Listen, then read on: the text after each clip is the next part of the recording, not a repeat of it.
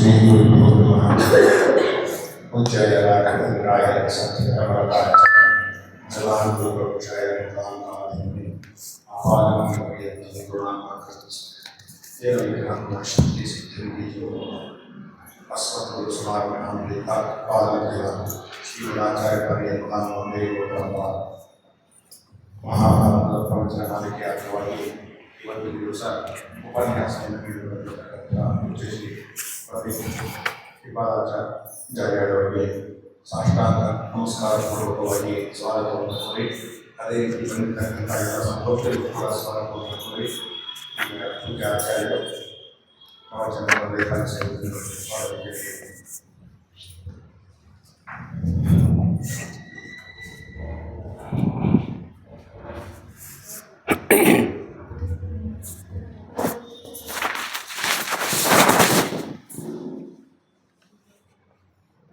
ಶ್ರೀ ಗುರುಭ್ಯೋ ನಮಃ. ಹರಿ ಓಂ. ಆಪಾದಮೌಲಿಪರ್ಯಂತಂ ಗುರುಣಾಂ ಆಕೃತಿಂ ಸ್ಮರೇತ್ ತೇನ ವಿಘ್ನಾಃ ಪ್ರಣಶ್ಯಂತಿ ಸಿದ್ಧ್ಯಂತಿ ಚ ಮನೋರಥಾಃ. ನಾರಾಯಣಂ ಸುರಗುರುಂ ಜಗದೇಕನಾಥಂ ಭಕ್ತಪ್ರಿಯಂ ಸಕಲಲೋಕನಮಸ್ಕೃತಂ ಚ ತ್ರೈಗುಣ್ಯವರ್ಜಿತಮಜಂ ವಿಭುಮಾದ್ಯಮೀಶಂ ವಂದೇ ಭವಘ್ನಮಮರಾಸುರಸಿದ್ಧವಂದ್ಯಂ.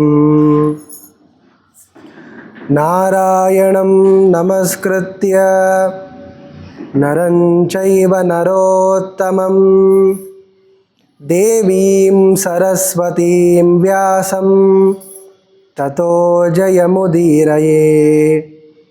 ನಾರಾಯಣಾಯ ಪರಿಪೂರ್ಣಗುಣಾರ್ಣವಾಯ ವಿಶ್ವೋದಯಸ್ಥಿತಿಲಯೋನ್ನಿಯತಿಪ್ರದಾಯ ಜ್ಞಾನಪ್ರದಾಯ ವಿಬುಧಾಸುರಸೌಖ್ಯದುಃಖ ಸತ್ಕಾರಣಾಯ ವಿತತಾಯ ನಮೋ ನಮಸ್ತೆ.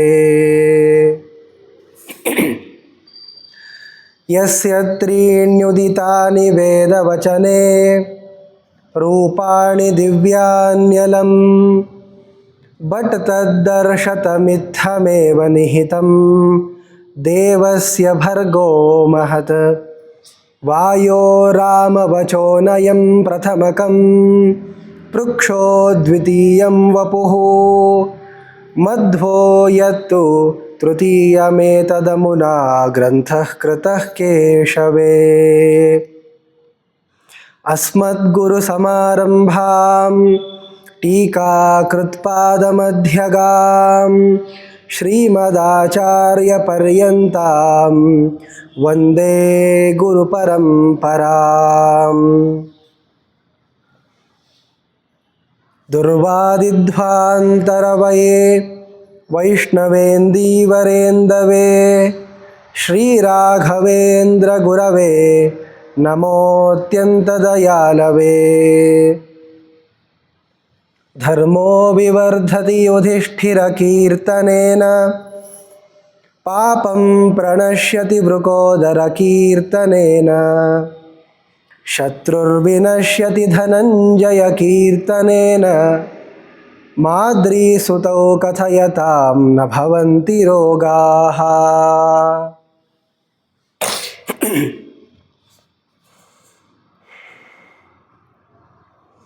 ಶ್ರೀಮನ್ ಮಹಾಭಾರತದ ದ್ರೋಣ ಪರ್ವದಲ್ಲಿ ವಿಸ್ತಾರವಾಗಿ ಕೌರವರ ಪಾಂಡವರ ಯುದ್ಧ ಪ್ರಸಂಗವನ್ನು ನಿರೂಪಿಸ್ತಾ ಇದ್ದಾರೆ. ಅದರಲ್ಲಿ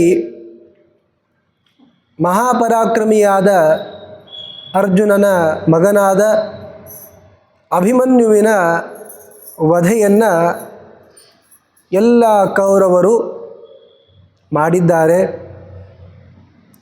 ವಿಶೇಷವಾಗಿ ದ್ರೋಣ, ಕೃಪಾ, ಕರ್ಣ ಮುಂತಾಗಿರುವ 6 ಜನ ಬಹಳಷ್ಟು ಅಭಿಮನ್ಯುವಿಗೆ ಪೀಡೆಯನ್ನು ಕೊಟ್ಟು ಕೊನೆಗೆ ದುಶ್ಯಾಸನನ ಮಗನ ಗದಾಪ್ರಹಾರದಿಂದ ಅವನ ಮೃತ್ಯು ಉಂಟಾಗ್ತದೆ. ಆ ದುಶ್ಯಾಸನನ ಮಗನನ್ನು ಅದೇ ಘಳಿಗೆಗೆ ಅಭಿಮನ್ಯು ಕೊಂದು ತಾನು ಮೃತನಾಗ್ತಾನೆ ಎನ್ನುವ ಅಂಶವನ್ನು ನಾವು ತಿಳಿದಿದ್ದೇವೆ. ಈ ಪುತ್ರಶೋಕವನ್ನು ಪರಿಹರಿಸಬೇಕು ಅಂತ ಧರ್ಮರಾಜನ ಮುಂದೆ ವೇದವ್ಯಾಸ ದೇವರ ಬಂದು ಅನೇಕ ಉಪಾಖ್ಯಾನಗಳನ್ನು ಹೇಳಿದ್ದಾರೆ. ಯಾವ ಉತ್ಕೃಷ್ಟವಾಗಿರುವಂತಹ ಉಪಾಖ್ಯಾನಗಳನ್ನು ಶ್ರವಣ ಮಾಡುವುದರಿಂದಲೇ ಎಲ್ಲ ವಿಧವಾಗಿರುವಂತಹ ಪುಣ್ಯ, ಆಯುಷ್ಯ, ಆರೋಗ್ಯ ಮುಂತಾದವುಗಳು ಬರ್ತವೆ ಅಂತ ಸ್ವತಃ ವೇದವ್ಯಾಸ ದೇವರು ಧರ್ಮರಾಜನಿಗೆ ಹೇಳ್ತಾ ಇದ್ದಾರೆ. ಅಂತಹ ಮೃತ್ಯು ದೇವತೆಯ ಕಥೆಯಾಗಲಿ, ನಿನ್ನೆ ದಿವಸ ನಿರೂಪಣೆ ಮಾಡಿರುವಂತಹ 16 ಮಹಾರಾಜರ ಕಥೆಗಳಾಗಲಿ, ಇವೆಲ್ಲವಕ್ಕೂ ಕೂಡ ಒಂದೇ ಒಂದು ವಿಶಿಷ್ಟ ಅಭಿಪ್ರಾಯ ಇರೋದು, ಮೃತ್ಯು ಅನ್ನೋದು ಯಾರನ್ನೂ ಬಿಡೋದಿಲ್ಲ. ಈ ಕಥೆಗಳನ್ನು ವೇದವ್ಯಾಸ ದೇವರು ಧರ್ಮರಾಜನ ಮುಂದೆ ಹೇಳ್ತಾರೆ. ಅರ್ಜುನನೂ ಕೂಡ ಇಲ್ಲಿಯವರೆಗೆ ಸಂಶಪ್ತಕರ ಜೊತೆಗೆ ಯುದ್ಧ ಆಡ್ತಾ ಇದ್ದವನು ಅವರನ್ನು ಮಣಿಸಿ ಈ ಸುದ್ದಿ ಗೊತ್ತಾದ ಮೇಲೆ ಎಲ್ಲರೂ ಒಂದು ಕಡೆ ಸೇರ್ತಾ ಇದ್ದಾರೆ. ಬಹಳ ಮನಸ್ಸಿಗೆ ಅರ್ಜುನನೂ ನೋವು ಮಾಡಿಕೊಂಡ. ಆದರೆ ಕೇವಲ ಮನಸ್ಸಿಗೆ ವೇದನೆ ಮಾಡಿಕೊಂಡ್ರೆ ಏನು ಲಾಭ ಇಲ್ಲ. ಅದನ್ನು ಪರಿಹರಿಸಿಕೊಂಡು ಈಗ ಮಾಡಬೇಕಾಗಿರುವಂತಹ ಆ ಜಯದ್ರಥನ ವಧೆಯನ್ನು ತಾನು ಪ್ರತಿಜ್ಞೆ ಮಾಡ್ತಾ ಇದ್ದಾನೆ. ನಾಳೆ ಸೂರ್ಯಾಸ್ತದ ಒಳಗೆ ಈ ಜಯದ್ರಥನ ಕುತ್ತಿಗೆಯನ್ನು ನಾನು ಹಾರಿಸ್ತೇನೆ. ಒಂದು ವೇಳೆ ಈ ಕೆಲಸವನ್ನು ನಾನು ಮಾಡದೇ ಇದ್ದರೆ ಏನೇನು ಮಹಾಪಾಪಗಳು ಅಂತ ಲೋಕದಲ್ಲಿ ಹೇಳಿದ್ದಾರೆ, ನಿನ್ನೆ ಆ ಪಟ್ಟಿಯನ್ನೇ ನಾವು ಹೇಳಿದ್ದೇವೆ, ಅಂತಹ ಎಲ್ಲ ಪಾಪ ಮಾಡಿದಂತಹ ಪಾಪಿಗಳಿಗೆ ಏನೇ ದುರ್ಗತಿ ಉಂಟಾಗ್ತದೋ ಅದು ನನಗಾಗಲಿ. ವಿಶೇಷವಾಗಿ ಮಹಾಭಾರತದಲ್ಲಿ ಪುಣ್ಯ ಪಾಪಗಳ ವಿವೇಚನೆಯನ್ನು ಬಹಳ ಚೆನ್ನಾಗಿ ತೋರಿಸ್ಕೊಟ್ಟಿದ್ದಾರೆ. ಅದನ್ನು ಇಲ್ಲಿ ಕಾಣಬಹುದು ನಾವು. ಅಷ್ಟೇ ಅಲ್ಲ, ನಾನು ಒಂದು ವೇಳೆ ಜಯದ್ರಥನ ಸಂಹಾರವನ್ನು ನಾಳೆಯ ಸೂರ್ಯಾಸ್ತದ ಒಳಗೆ ಮಾಡಲಿಲ್ಲ ಅಂದರೆ ನೀವೆಲ್ಲರೂ ಏನು ನೋಡ್ತಾ ಇದ್ದೀರಲ್ಲ, ನಿಮ್ಮ ಎದುರಿಗೇನೆ ನಾನು ಅಗ್ನಿಯನ್ನು ಪ್ರಜ್ವಲಿಸಿ ಅದರಲ್ಲಿ ಪ್ರವೇಶವನ್ನು ಮಾಡಿ ದೇಹತ್ಯಾಗ ಮಾಡ್ತೀನಿ ಅಂತ ಪ್ರತಿಜ್ಞೆ ಮಾಡ್ತಾನೆ. ಆದರೆ ಅವನು ಹೇಳೋ ಮಾತಿದೆ, ನಾನು ಈ ತರಹ ಪ್ರತಿಜ್ಞೆ ಮಾಡಿದ್ದೀನಲ್ಲ, ಆ ಜಯದ್ರಥ ಎಲ್ಲೇ ಹೋಗಲಿ, ನರಕಕ್ಕೆ ಹೋಗಿರಲಿ, ಸ್ವರ್ಗಲೋಕಕ್ಕೆ ಹೋಗಿರಲಿ, ಯಾವ ದೇವತಾ ಲೋಕಕ್ಕೆ ಹೋಗಲಿ, ಪಾತಾಳಕ್ಕೆ ಹೋಗಲಿ, ರಸಾತಲಕ್ಕೆ ಹೋಗಲಿ, ಯಾವುದೇ ದೇವತೆ, ಬ್ರಾಹ್ಮಣ, ಋಷಿ, ಮುನಿಗಳು ಯಾರೇ ಅವರನ್ನು ರಕ್ಷಣೆ ಮಾಡಲಿಕ್ಕೆ ಅಂತ ನಿಂತುಕೊಂಡಿದ್ದರೂ ನಾನು ಆ ಜಯದ್ರಥನನ್ನು ಬಿಡೋದಿಲ್ಲ. ಸಜ್ಜನರಾಗಿರುವಂಥವ್ರು ಯಾರೂ ಈ ಜಯದ್ರಥನನ್ನು ಉಳಿಸಲ್ಲ ಬಿಡಿ. ಆದರೆ ದ್ರೋಣ ಮುಂತಾದವರ ಬಗ್ಗೆ ಹೇಳ್ತಾ ಇರೋದು, ಅವರೆಲ್ಲರೂ ಒಬ್ಬೊಬ್ಬ ದೇವತೆಗಳ ಅವತಾರನೇ ಅವರು. ದ್ರೋಣಾಚಾರ್ಯರು ಬೃಹಸ್ಪತಿ ಆಚಾರ್ಯರ ಅವತಾರ, ದೇವತೆಗಳಿಗೆ ಗುರುಗಳವರು. ಅಂಥವರು ಈಗ ಕೌರವರ ಪಕ್ಷದಲ್ಲಿದ್ದು ಜಯದ್ರಥನನ್ನು ಉಳಿಸಬೇಕು ಅಂತ ಅವರು ಪ್ರಯತ್ನ ಮಾಡ್ತಾರೆ. ಅದಕ್ಕೆ ಈ ಪ್ರತಿಜ್ಞೆಯನ್ನು ಮಾಡಿದ್ದು. ಬೇಕಾದವರು ಬಂದು ಜಯದ್ರಥನನ್ನು ಉಳಿಸ್ಲಿಕ್ಕೆ ಪ್ರಯತ್ನ ಮಾಡಲಿ, ನಾನು ಮಾತ್ರ ಅವನು ಎಲ್ಲಿ ಹೋದರೂ ಕೂಡ ಬೆನ್ನಟ್ಟಿ ಅವನ ಶಿರಶ್ಛೇದವನ್ನು ಮಾಡ್ತೀನಿ ಅಂತ ಪ್ರತಿಜ್ಞೆ ಮಾಡಿದ. ಅವತ್ತಿನ ದಿವಸ 13ನೇ ದಿವಸ ಬಹಳಷ್ಟು ಯುದ್ಧ ಎಲ್ಲ ಆಗಿದೆ. ಯುದ್ಧ ಆದ ಮೇಲೆ ಈ ವಧ ಪ್ರತಿಜ್ಞೆಯನ್ನು ಮಾಡಿದ್ನಲ್ಲ, ಪರಮಾತ್ಮನಿಗೆ ಬಹಳ ಸಂತೋಷ ಆಯಿತು. ಜಯದ್ರಥನ ಸಂಹಾರವಾಗಲೇಬೇಕಾಗಿತ್ತು. ಅದಕ್ಕೆ ಇವನಿಗೆ ಆ ವಿಶಿಷ್ಟವಾಗಿರುವ ಕಾರ್ಯ ಮಾಡಲಿಕ್ಕೆ ಬೇಕಾಗಿರುವ ಇನ್ನಷ್ಟು ಅಧಿಕವಾಗಿರುವಂತಹ ಅಸ್ತ್ರವಿದ್ಯೆಯ ಕೌಶಲ ಅನ್ನೋದು ಬರಬೇಕು ಅಂತ ಒಂದು ಬಹಳ ದೊಡ್ಡ ಅನುಗ್ರಹವನ್ನು ಅರ್ಜುನನ ಮೇಲೆ ಮಾಡ್ತಾನೆ. ಜಯದ್ರಥಸ್ಯೈವ ವಶೇ ನಿಧಾಯ ಸ್ವಪ್ನೇನ ಯತ್ತಂ ಗಿರಿಶಾಂತಿಕಂ ಹರಿಹಿ. ಪರಮಾತ್ಮ ರಾತ್ರಿ ಆಗಿತ್ತವತ್ತು, 13ನೇ ದಿವಸದ ರಾತ್ರಿ ಅರ್ಜುನನನ್ನು ರುದ್ರದೇವರ ಹತ್ತಿರಕ್ಕೆ ಅಂತ ಕರ್ಕೊಂಡು ಹೋಗ್ತಾನೆ. ರಾತ್ರಿ ಆದಾಗ ಅರ್ಜುನ ಮಲ್ಕೊಂಡಿರ್ತಾನೆ, ಸ್ವಪ್ನವನ್ನು ಕಾಣ್ತಿರ್ತಾನೆ. ಆ ಕಾಲದಲ್ಲಿ ಒಂದಂಶದಿಂದ ಅರ್ಜುನನನ್ನು ಕೃಷ್ಣ ಕೈಲಾಸ ಕರ್ಕೊಂಡು ಹೋಗ್ತಾನೆ. ಯಾಕೆ ಕರ್ಕೊಂಡು ಹೋಗಿದ್ದು? ರುದ್ರದೇವರು ಈಗಾಗಲೇ ಅವನಿಗೆ ಪಾಶುಪತಾಸ್ತ್ರವನ್ನು ಉಪದೇಶ ಮಾಡಿದ್ದಾರೆ. ವನಪರ್ವದಲ್ಲಿ ಕಿರಾತಾರ್ಜುನೀಯ ಪ್ರಸಂಗ ಅಂತ ಬರ್ತದೆ. ರುದ್ರದೇವರು ಕಿರಾತ ರೂಪದಲ್ಲಿ ಈ ಕಾಡಿನಲ್ಲಿ ಇರುವಂತಹ ಜನರು ಯಾವ ಥರ ಇರ್ತಾರಲ್ಲ ಆ ವೇಷದಲ್ಲಿ ಬಂದಿರ್ತಾರೆ. ವಿಸ್ತಾರವಾಗಿ ಈ ಕಥೆಯನ್ನು ನಾವು ಕೇಳಿದ್ದೇವೆ. ಒಂದು ಪ್ರಾಣಿಯನ್ನು ಬೆನ್ನಟ್ಟಿಸ್ಕೊಂಡು ಈ ಕಿರಾತ ರೂಪಿ ಶಿವ ಬರ್ತಿರ್ತಾನೆ. ಅಲ್ಲೇ ತಪಸ್ಸಿಗೆ ಅಂತ ಅರ್ಜುನ ಕೂತ್ಕೊಂಡಾಗ ಬಾಣವನ್ನು ಬಿಡ್ತಾ ಇದ್ದಾನೆ ಆ ಪ್ರಾಣಿಯ ಮೇಲೆ. ಅದೊಂದು ದೊಡ್ಡದಾಗಿರುವಂತಹ ಅಸುರ, ಅದು ಪ್ರಾಣಿ ರೂಪದಲ್ಲಿ ಬರ್ತಾ ಇದೆ. ಅದನ್ನು ಸಂಹಾರ ಮಾಡಬೇಕು ಅಂತ ರುದ್ರದೇವರೂ ಬಾಣ ಬಿಟ್ಟರು, ಇವನೂ ಬಾಣ ಬಿಟ್ಟ. ಅದು ಸತ್ತೋಯಿತು. ಕೊನೆಗೆ ನಾನು ಸಂಹಾರ ಮಾಡಿದ್ದು ಅಂತ ಶಿವ ಬೇಕು ಅಂತಲೇ ಅರ್ಜುನನ ಮೇಲೆ ಪ್ರೀತಿಯಿಂದಲೇ ಯುದ್ಧಕ್ಕೆ ಅಂತ ಕರೆದಾಗ ಅನಾಯಾಸವಾಗಿ ಅರ್ಜುನನನ್ನು ಸೋಲಿಸಾಕ್ಬಿಡ್ತಾನೆ ರುದ್ರದೇವರು. ಏನೇನು ಅಸ್ತ್ರಗಳನ್ನು ಅರ್ಜುನ ಬಿಡ್ತಾನೋ ಅವೆಲ್ಲವನ್ನು ನುಂಗು ಹಾಕಿಬಿಡ್ತಾನೆ ಈ ಕಿರಾತ ರೂಪಿ ಶಿವ. ಸಾಲೋದಿಲ್ಲ ಶಕ್ತಿ. ಕೊನೆಗೆ ಪರಮಾತ್ಮ ಉಪದೇಶ ಮಾಡಿರುವಂತಹ ಮಂತ್ರಗಳಿಂದ ರುದ್ರದೇವರನ್ನು ಸ್ತೋತ್ರ ಮಾಡ್ತಾನೆ. ಸ್ತೋತ್ರವನ್ನು ಮಾಡಿ ಆ ಒಂದು ಪ್ರತಿಮೆಯನ್ನು ನಿರ್ಮಾಣ ಮಾಡಿಕೊಂಡಿರ್ತಾನೆ. ಆ ಪ್ರತಿಮೆ ಮೇಲೆ ಹೂವನ್ನು ಏರಿಸಿದರೆ ಅದು ಹೂ ಹಾರ್ಕೊಂಡು ಹೋಗಿ ಆ ಕಿರಾತನ ತಲೆ ಮೇಲೆ ಕೊಡುತ್ತೆ. ಅವಾಗ ಗೊತ್ತಾಗ್ತದೆ ಇವನೇ ಶಿವ ಅಂತ. ಅಂತಹ ಆ ಶಿವನ ಅನುಗ್ರಹವನ್ನು ಪಡೆದು ಈ ಪಾಶುಪತಾಸ್ತ್ರವನ್ನು ಪಡೆದಿರ್ತಾನೆ. ಈ ಪಾಶುಪತಾಸ್ತ್ರ ಅಂತಲೂ ಇದೆ ನೋಡಿ. ಇದರ ಸ್ವರೂಪನೂ ನಾವು ತಿಳ್ಕೊಳ್ಬೇಕು. ಅಲ್ಲೇ ಹೇಳಿದ್ದಾರೆ ಆಚಾರ್ಯರು.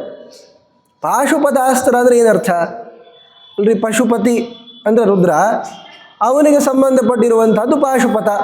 ಬಹಳ ನಿಜ. ಆದರೆ ಈ ಪಾಶುಪತ ಎನ್ನುವಂತಹ ಅಸ್ತ್ರ ವಿಷ್ಣುವಿನ ಅನುಗ್ರಹದಿಂದ ರುದ್ರದೇವರು ಪಡೆದದ್ದು ಅಂತಾದ್ದರಿಂದ ಪಾಶುಪತ. ಆ ಪಾಶುಪತ ಅಸ್ತ್ರವನ್ನು ಬಳಸೋ ಕಾಲಕ್ಕೆ ಏನು ಮಂತ್ರ ಹೇಳ್ತಾರಲ್ಲ, ಆ ಮಂತ್ರ ವಿಷ್ಣುವನ್ನು ಹೇಳಿಕೊಡುವಂಥದ್ದು. ತದಸ್ತ್ರಂ ವಿಷ್ಣು ದೈವತ್ಯಂ. ಆ ಅಸ್ತ್ರ ವಿಷ್ಣು ದೇವತಾಕವಾಗಿರುವಂತಹ ಮಂತ್ರವನ್ನು ಪಡೆದದ್ದು. ಅದನ್ನು ಪಶುಪತಿಯಾಗಿರುವಂತಹ ರುದ್ರದೇವರು ತಾವು ಸಾಧಿಸಿಕೊಂಡಿದ್ದಾರೆ ಅಂತಾದ್ದರಿಂದ ಅದಕ್ಕೆ ಪಾಶುಪತ ಅಂತ ಹೆಸರು ಬಂದದ್ದು. ಇಂತಹ ಪಾಶುಪತಾಸ್ತ್ರವನ್ನು ಆಗ ಪಡೆದಿರ್ತಾನೆ. ವಿಶೇಷವಾಗಿ ರುದ್ರದೇವರ ಅನುಗ್ರಹ ಇಂದ್ರನ ಮೇಲೆ ಇರುತ್ತದೆ ಅಂತಾದ್ದರಿಂದಲೇ ಇಂದ್ರ ಇಷ್ಟು ಬಲಿಷ್ಠ ಆಗಲಿಕ್ಕೆ ಸಾಧ್ಯ. ಪರಮಾತ್ಮ ಇವೆಲ್ಲವನ್ನು ತಿಳ್ಕೊಂಡಿದ್ದ. ಅದಕ್ಕೆ ಈಗೊಮ್ಮೆ ಉಪದಿಷ್ಟವಾಗಿರುವಂತಹ ಆ ಪಾಶುಪತಾಸ್ತ್ರದ ಮರುಬಾರಿ ಉಪದೇಶ ಅಂತಾಗಿ ಅವನಿಗೆ ಇನ್ನಷ್ಟು ಅಧಿಕವಾಗಿರುವಂತಹ ಶಕ್ತಿ ಬರಬೇಕು ಅಂತ ಕೈಲಾಸಕ್ಕೆ ಕರ್ಕೊಂಡು ಹೋಗ್ತಾರೆ. ಅಲ್ಲಿ ಒಂದು ಪ್ರಶ್ನೆ ಇದೆ ಅಲ್ರಿ. ಗೀತೋಪದೇಶ ಮಾಡಿದಂತಹ ಕೃಷ್ಣ ಇದೊಂದು ಮಂತ್ರ ಉಪದೇಶ ಮಾಡ್ಲಿಕ್ಕೆ ಬರಲೇನ್ರಿ?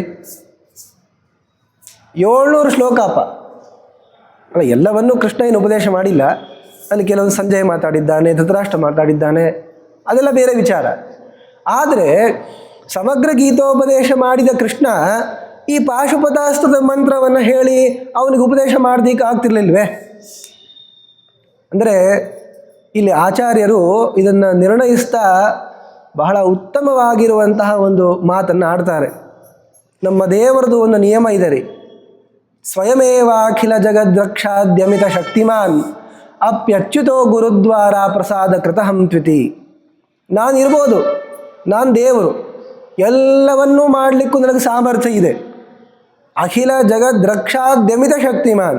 ಇಡೀ ಜಗತ್ತನ್ನು ರಕ್ಷಣೆ ಮಾಡಲಿಕ್ಕೆ ಬೇಕಾಗಿರುವ ಅಪಾರವಾಗಿರುವಂತಹ ಶಕ್ತಿ ಸಾಮರ್ಥ್ಯಗಳು ನನ್ನಲ್ಲಿದ್ದರೂ ನಾನು ನಿಮಗೆ ಸಿಗಬೇಕು ಅಂದರೆ ಗುರುಗಳಲ್ಲೇ ಸಿಗೋದು. ಅಪ್ಯಚ್ಯುತೋ ಗುರುದ್ವಾರ ಪ್ರಸಾದ ಕೃತಹಂತ್ವಿತಿ. ನಾನು ಗುರುಗಳಲ್ಲಿದ್ದುಕೊಂಡೇ ನಿಮಗೆ ಪ್ರಸನ್ನತೆಯನ್ನು ಮಾಡಿ ನಿಮಗೆ ಅನುಗ್ರಹವನ್ನು ಮಾಡೋದೇ ಹೊರತು ನಾನು ಹಾಗೇ ನೇರವಾಗಿ ಸಿಗ್ತೀನಿ ಅಂತ ನೀವಂದೂ ಅಂದ್ಕೊಳ್ಳಿಕ್ಕೆ ಹೋಗಬೇಡಿ. ಇದು ಪರಮಾತ್ಮನ ನಿಯಮ ಇದು. ಆದ್ದರಿಂದ ಇಂದ್ರದೇವರಿಗೆ ನಿಯತ ಗುರುಗಳು ಅಂತಾದವರು ರುದ್ರದೇವರು, ಶಿವ. ಇಂದ್ರಾದಿ ದೇವತೆಗಳನ್ನೆಲ್ಲರನ್ನೂ ಕೂಡ ನಿಯಮಿಸುವಂತಹ ಸಾಮರ್ಥ್ಯ ಇರೋದು ಶಿವನಿಗೆ. ಆದ್ದರಿಂದ ಶಿವನ ಮೂಲಕವಾಗಿಯೇ ಇವನಿಗೆ ಉಪದೇಶವಾಗಬೇಕು. ಆ ಶಿವನಲ್ಲಿ ಪರಮಾತ್ಮನೇ ಇದ್ದು ಉಪದೇಶ ಮಾಡ್ತಾರೆ, ಅದು ಬೇರೆ ವಿಚಾರ ಮತ್ತೆ. ಆದರೆ ಶಿವನಲ್ಲೇ ಇರ್ತಾನಲ್ಲ, ಅದು ಮಹತ್ವವಾದದ್ದು. ಆದ್ದರಿಂದ ಗುರುಗಳಿಗೆ ಎಷ್ಟು ಮಹತ್ವವನ್ನು ಪರಮಾತ್ಮ ಕೊಟ್ಟಿದ್ದಾನೆ. ಈ ಅನೂಚಾನ ಪರಂಪರೆಯಲ್ಲಿ ಗುರುಗಳ ಅನುಗ್ರಹದಿಂದಲೇ ಶಿಷ್ಯರು ಮುಂದಕ್ಕೆ ಬರಬೇಕು. ನಾವು ಗುರು ಪೂಜೆಯನ್ನು ಮಾಡದೆ ನೀವು ಶಾಲಿಗ್ರಾಮಕ್ಕೆ ಎಷ್ಟೇ ದಬ ದಬ ನೀರು ಹಾಕಿದರೂ ಕೂಡ ಪರಮಾತ್ಮ ಪ್ರಸನ್ನ ಆಗೋದಿಲ್ಲ. ಯಾಕೆ ಹೇಳಿ? ನೀವು ಅಲ್ಲಿ ಹಾಕ್ತಾ ಇರೋದು ಕೂಡ ಪರಮಾತ್ಮ ನನ್ನ ಮೇಲೆ ಒಲಿಬೇಕು, ಪ್ರಸನ್ನ ಆಗಬೇಕು ಅಂತ ಅವನು ಹೇಳಿದ್ದಕ್ಕೆ ತಾನೆ. ಮತ್ತು ಅದೇ ಪರಮಾತ್ಮನೇ ಹೇಳ್ತಾ ಇರೋದು, ನಾನು ನಿಮಗೆ ಪ್ರತಿಮೆಗಳಲ್ಲಿ ಸಿಗಲ್ಲಪ್ಪ, ಗುರುಗಳಲ್ಲಿದ್ದುಕೊಂಡು ನಾನು ನಿನಗೆ ಅನುಗ್ರಹವನ್ನು ಮಾಡೋದು. ಆದ್ದರಿಂದ ಒಂದು ರೀತಿಯಿಂದ ನೋಡಿದರೆ ಶಿಷ್ಯನಿಗೆ ಗುರುಗಳೇ ದೇವತಾ.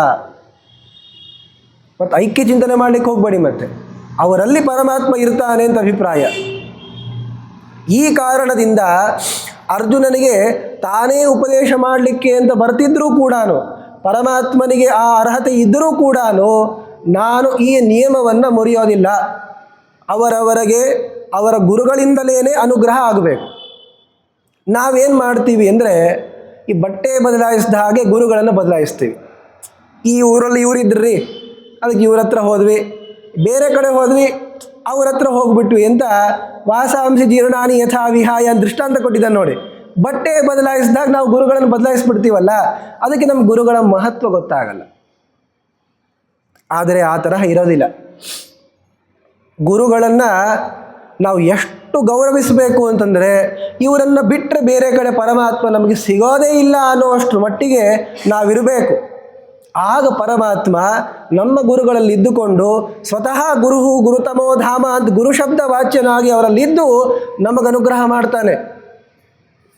ಇದನ್ನು ತೋರಿಸಬೇಕು, ಈ ಒಂದು ನಿಯಮವನ್ನು ಜಗತ್ತಿಗೆ ಸಾರಬೇಕು ಅಂತ ಕೃಷ್ಣ ತಾನು ಉಪದೇಶವನ್ನು ನೇರವಾಗಿ ಮಾಡಲಿಲ್ಲ, ರುದ್ರದೇವರ ಒಳಗಿದ್ದು ಆ ಪಾಶುಪತಾಸ್ತ್ರವನ್ನು ಕೊಟ್ಟಿದ್ದು. ಜ್ಞಾಪಯನ್ ಫಲ್ಗುಣಸ್ಯಾಸ್ತ್ರ ಗುರುಂ ಗಿರಿಶ ಮಂಜಸ ಪ್ರಾಪಯಿತ್ವೈನಮೇವೈತತ್ ತತ್ಪ್ರಸಾದಾಸ್ತ್ರಂ ಉಲ್ಬಣಂ. ಈ ಶ್ರೇಷ್ಠವಾಗಿರುವಂತಹ ಅಸ್ತ್ರವನ್ನು ಈಗ ತಾನೇ ರುದ್ರದೇವರಲ್ಲಿದ್ದುಕೊಂಡು ಅರ್ಜುನನಿಗೆ ಕೊಡ್ತಾ ಇದ್ದಾನೆ. ಕೊನೆಗೆ ಒಂದು ಅಂಶದಿಂದ ಕರೆದುಕೊಂಡು ಹೋಗಿರುವಂತಹ ಕೃಷ್ಣ ಮತ್ತೆ ಆ ಅಂಶವನ್ನು ವಾಪಸ್ಸು ತಂದು ಯಾವ ಈ ಕುರುಕ್ಷೇತ್ರದ ಶಿಬಿರದಲ್ಲಿ ಅವರು ಮಲ್ಕೊಂಡಿರ್ತಾರಲ್ಲ ಅಲ್ಲಿಯೇ ಅವನನ್ನು ಇಟ್ಟಿದ್ದಾನೆ. ಹೀಗೆ ಪರಮಾತ್ಮ ಎಷ್ಟೆಲ್ಲ ರೀತಿಯಿಂದ ಅರ್ಜುನನಿಗೆ ಅನುಗ್ರಹವನ್ನು ಮಾಡಿದ. ಅವನಿಗೆ ಆ ಪಾಶುಪತಾಸ್ತ್ರದ ವಿದ್ಯೆ ಇನ್ನಷ್ಟು ಅಧಿಕವಾಗುವ ರೀತಿಯಲ್ಲಿ ಅವರ ಗುರುಗನುಗ್ರಹ ಆಗುವಂತೆ ತಾನು ಪ್ರಚೋದನೆಯನ್ನು ಮಾಡಿದ. ಇದಾದ ಮೇಲೆ ಕೃಷ್ಣ ತಾನು ಉಪಪ್ಲಾವ್ಯ ನಗರಕ್ಕೆ ಹೋಗ್ತಾನೆ. ಉಪಪ್ಲಾವ್ಯ ನಗರ ಅಂದರೆ ಈಗಾಗಲೇ ಹೇಳಿದಂತೆ ವಿರಾಟ ದೇಶದ ಸಮೀಪದಲ್ಲಿರುವಂತಹ ಒಂದು ಊರು. ಯಾವ ಊರಿನಲ್ಲೇ ಇದ್ದುಕೊಂಡು ಸಂಧಾನ ಮಾಡಬೇಕೋ ಬೇಡವೋ ಅಂತೆಲ್ಲ ವಿಚಾರ ನಡೆದದ್ದು. ಅಲ್ಲೇ ಪಾಂಡವರು ಇದ್ದದ್ದು. ಅಜ್ಞಾತವಾಸ ಆದಮೇಲೆ ಅಲ್ಲಿಂದಲೇ ಯುದ್ಧಕ್ಕೆ ಬಂದಿರೋದು. ಯುದ್ಧದಲ್ಲಿ ಸ್ತ್ರೀಯರಿಗೆ ಪ್ರವೇಶ ಇರೋದಿಲ್ಲ. ಆದ್ದರಿಂದ ಅರ್ಜುನನ ಪತ್ನಿಯರು ಮತ್ತು ಉಳಿದ ಎಲ್ಲ ಜನರು ಕೂಡ ಉಪಪ್ಲಾವ್ಯ ನಗರದಲ್ಲೇ ವಾಸ ಮಾಡ್ತಿರ್ತಾರೆ. ಕೃಷ್ಣ ಈಗ ಹೋಗಿ ಸುಭದ್ರೆಯನ್ನು ಮಾತಾಡಿಸ್ಬೇಕು ಅಂತ ಹೋಗ್ತಾನೆ. ಶಾಂತಯಿತ್ವ ಸುಭದ್ರಾಂ ಚ ಗತ್ವೋಪಪ್ಲಾವ್ಯಮಚ್ಯುತಃ ಯೋಜಯಿತ್ವ ರಥಂ ಪ್ರಾತಃ ಸಾರ್ಜುನೋ ಯುದ್ಧಮಭ್ಯಯಾತ್. ಅಂತಹ ವಿಷಮ ಪರಿಸ್ಥಿತಿಯಲ್ಲೂ ಕೂಡ ಈ ಮಾತಾಡಿಸೋದು ಅಂತನ್ನೋದನ್ನು ಎಲ್ಲರೂ ಮಾಡಬೇಕು. ಕೃಷ್ಣ ಇಂತಹ ಅನೇಕ ಲೌಕಿಕ ವಿಚಾರಗಳನ್ನು ತೋರಿಸ್ಕೊಟ್ಟಿದ್ದಾನೆ. ರಾಜಸೂಯ ಯಾಗವನ್ನು ಮಾಡಿದಂತಹ ಪಾಂಡವರಿಗೆ ಉಡುಗೊರೆ ಕೊಡಬೇಕಲ್ಲ. ಎಲ್ಲರಿಗೂ ಉಡುಗೊರೆಯನ್ನು ಕೊಟ್ಟ ಮೇಲೆ ಕುಂತಿದೇವಿಗೆ ಅವಳಿಗೆ ಯೋಗ್ಯವಾಗಿರುವಂತಹ ಪದಾರ್ಥಗಳನ್ನು ಕೃಷ್ಣ ಪರಮಾತ್ಮ ಕೊಟ್ಟ. ಯಾವಾಗಲೂ ಕೂಡ ಬಂಧು ಬಳಗ ಅಂತಾದಾಗ ಈ ಸತ್ಕಾರಾದಿಗಳನ್ನು ಎಲ್ಲರೂ ಮಾಡಬೇಕು. ಕೃಷ್ಣನೇ ಮಾಡಿದ ಮೇಲೆ ನಾವ್ಯಾರ್ರಿ? ಈ ತರಹ ಮಾತಾಡಿಸೋದು, ಹೋಗಿ ಸಾಂತ್ವನಗೊಳಿಸೋದು, ಭೇಟಿಯಾಗೋದು, ಉಡುಗೊರೆ ಕೊಡೋದು ಇವೆಲ್ಲ ಸಣ್ಣ ಪುಟ್ಟ ಕಾರ್ಯ ಅಂತ ಅಂದ್ಕೊಂಡಿದ್ದೀರಾ? ಇದನ್ನು ಎಲ್ಲರೂ ಮಾಡಬೇಕು. ನಾವು ತುಂಬ ಓದ್ಕೊಂಡಿದ್ದೀವ್ರಿ, ನಾವೆಲ್ಲ ತುಂಬ ವೇದಾಂತ ಅಭ್ಯಾಸ ಮಾಡಿದವರು, ನಮ್ಗೆ ಯಾರೂ ಇಲ್ಲ ಅಂತಂದರೆ ಕೃಷ್ಣನ ಮುಂದೆ ನೀವಾಗ್ತೀರಾ ಹೇಳಿ? ಆದ್ದರಿಂದ ಈ ಭೇಟಿಯಾಗೋದು, ಮಾತಾಡಿಸೋದು, ಸತ್ಕಾರ ಮಾಡೋದು, ಉಡುಗೊರೆಗಳನ್ನು ಕೊಡೋದು ಅಂತೇನಿದೆ, ಇದನ್ನು ಎಲ್ಲರೂ ತಮ್ಮ ತಮ್ಮ ಬಳಗದವ್ರ ಜೊತೆ ಮಾಡಲೇಬೇಕು. ಕೃಷ್ಣ ಅಲ್ರಿ, ಕೃಷ್ಣ ತನ್ನ ತಂಗಿ ಅಂತ ಹೋದರಿ ಅಂತ ನೀವಂತೀರ. ಅಲ್ಲ, ನೀವು ಹೋಗಿರಲ್ಲ, ಯಾರು ಬೇಡ ಅಂತಾರೆ. ನೀವು ಅವಶ್ಯವಾಗಿ ನಿಮ್ಮ ತಂಗಿ ಮನೆಗೆ ಹೋಗಿ ಮಾತಾಡಿಸ್ಕೊಂಬನ್ನಿ. ಆದರೆ ವ್ಯರ್ಥವಾಗಿ ಜಗಳ ಆಡಿಕೊಂಡು ಬಳಗ ಬೇಡ ಅಂತ ನೀವು ಅಂದ್ಕೊಂಡಿದ್ದೀರಲ್ಲ, ಅದನ್ನು ಪರಿಹಾರ ಮಾಡ್ಕೊಳ್ಳಿ ಮೊದಲು. ಹೀಗೆ ಕೃಷ್ಣ ಹೋಗಿ ಅಷ್ಟರಲ್ಲೇ ಮತ್ತೆ ರಾತ್ರಿಯಾಗಿ ಬೆಳಗ್ಗೆ ಅಷ್ಟರಲ್ಲಿ ಮತ್ತೆ ಯುದ್ಧಕ್ಕೆ ಬರಬೇಕು. ಇವ್ರು ಮಾತಾಡಿಸ್ಲಿಕ್ಕೆ ಹೋಗಿದ್ದಾರೆ ಅಂತ ಹೇಳಿ ಯುದ್ಧ ವಿರಾಮ ಆಗ್ತದ? ಅಷ್ಟರಲ್ಲೇ ಪರಮಾತ್ಮ ಉಪಪ್ಲಾವ್ಯ ನಗರಕ್ಕೆ ಹೋಗಿ ತನ್ನ ತಂಗಿಗೆ ಮಾತಾಡಿಸಿ ಎಲ್ಲ ದ್ರೌಪದಿ ಮುಂತಾದವರಿಗೆ ಭೇಟಿಯಾಗಿ ಸಾಂತ್ವನವನ್ನು ಮಾಡಿಬಿಟ್ಟು ಮತ್ತೆ ಯೋಜಯಿತ್ವ ರಥಂ ಪ್ರಾತಃ, ಬೆಳಗ್ಗೆ ಅಷ್ಟರಲ್ಲಿ ಮತ್ತೆ ರಥವನ್ನು ತಯಾರು ಮಾಡಿಸಿ ಬಾ ಅರ್ಜುನ ಯುದ್ಧಕ್ಕೆ ಹೋಗೋಣ ಅಂದ ಕೃಷ್ಣ. ಎಲ್ಲ ಕೆಲಸ ಬಿಟ್ಬಿಡ್ತೀವಿ ಏನಾದರೂ ಆಯಿತು ಅಂದರೆ. ಯಾವ ಕೆಲಸನೂ ಬಿಡುವಂಗಿಲ್ಲ. ಈ ಎಲ್ಲ ಕಾರ್ಯಗಳನ್ನು ಮಾಡಬೇಕಾದದ್ದೇ ಮತ್ತೇನು ಪ್ರಮುಖ ಕಾರ್ಯ ಅಂತಿದೆ ಅದನ್ನು ಮಾಡೋದೇ. ಈ ಸುದ್ದಿ ಗೊತ್ತಾಯಿತು ದ್ರೋಣಾಚಾರ್ಯರಿಗೆ. ಅರ್ಜುನ ಜಯದ್ರಥನ ವಧೆ ಮಾಡ್ತಾನೆ ಅಂತ ತುಂಬ ಘೋರ ಪ್ರತಿಜ್ಞೆ ಮಾಡಿದ್ದಾನೆ. ಅದಕ್ಕೆ ಅವರಂದರು, ನಾವು ಸರ್ವ ಪ್ರಯತ್ನದಿಂದ ಜಯದ್ರಥನನ್ನು ಉಳಿಸ್ತೀವಿ ಅಂತ. ನೋಡೋಣ ಹೇಗೆ ಕೊಲ್ತಾನೆ ಅರ್ಜುನ. ನಮಗೆ ಸಾಮಾನ್ಯವಾಗಿ ಇದೊಂದು ವಿಚಾರ ಹೇಳಿರ್ತಾರೆ. ಅಭಿಮನ್ಯುವಿನ ಪರಾಕ್ರಮವನ್ನು ಹೇಳೋ ಕಾಲಕ್ಕೆ ಅದು ಚಕ್ರವ್ಯೂಹ ಅಥವಾ ಏನು ಪದ್ಮವ್ಯೂಹ ಅಂತಿತ್ತೋ, ಭಾರಿ ಇತ್ರಿ ಅದು, ಅದನ್ನು ಭೇದನೆ ಮಾಡಲಿಕ್ಕೆ ಯಾರಿಗೂ ಆಗಲ್ಲ ಅಂತ ಅದರ 3 ಪಟ್ಟು ಅಧಿಕವಾಗಿರುವಂತಹ ಒಂದು ವ್ಯೂಹವನ್ನು ರಚನೆ ಮಾಡ್ತಾರೆ, ಶಕಟಾಬ್ಜ ವ್ಯೂಹ ಅಂತ. ಅದರ ಒಂದು ವಿಚಾರವನ್ನು ಹೇಳ್ತಾರೆ. ಹೇಗಿರ್ತದದು ಅಂದರೆ, ಶಕಟವ್ಯೂಹ, ಪದ್ಮವ್ಯೂಹ, ಚಕ್ರವ್ಯೂಹ ಈ 3 ಸೇರಿದರೆ ಒಂದು ವ್ಯೂಹ. ಅದು ಇದರಲ್ಲಿ ಒಂದು ಪದ್ಮವ್ಯೂಹ, ಅದನ್ನು ಅರ್ಜುನನ ಮಗ ಭೇದನೆ ಮಾಡಿದ್ದು. ಇದು ಈಗ ಜಯದ್ರಥನನ್ನು ಉಳಿಸಬೇಕು ಅನ್ನೋ ದೃಷ್ಟಿಯಿಂದ ಮಾಡಿರುವಂತಹ ವ್ಯೂಹ ಅಂತೇನಿದೆ, ಶಕಟಾಬ್ಜ ಚಕ್ರ ವ್ಯೂಹ. ಇದು ಮೊದಲಿಗೆ ಬಹಳ ವಿಶಿಷ್ಟವಾದ ರೀತಿಯಲ್ಲಿ ಶಕಟ ವ್ಯೂಹ ಅಂತಿರ್ತದೆ. ಆಮೇಲೆ ಅದನ್ನು ಭೇದನೆ ಮಾಡ್ಕೊಂಡು ಒಳಗೆ ಹೋಗಬೇಕು, ಆದಮೇಲೆ ಪದ್ಮವ್ಯೂಹ ಅಂತಿರ್ತದೆ, ಆಮೇಲೆ ಚಕ್ರವ್ಯೂಹ ಅಂತಿರ್ತದೆ, ಆಮೇಲೆ ಜಯದ್ರಥ ಸಿಗ್ತಾರೋ ಬಿಡ್ತಾನೋ ಗೊತ್ತಿಲ್ಲ. ಈ 3 ಸ್ತರಗಳನ್ನು ದಾಟಿ ಹೋಗಬೇಕು. ಅಂತಹ ದಿವ್ಯವಾಗಿರುವ ವ್ಯೂಹವನ್ನು ರಚನೆ ಮಾಡ್ತಾರೆ ದ್ರೋಣಾಚಾರ್ಯರು.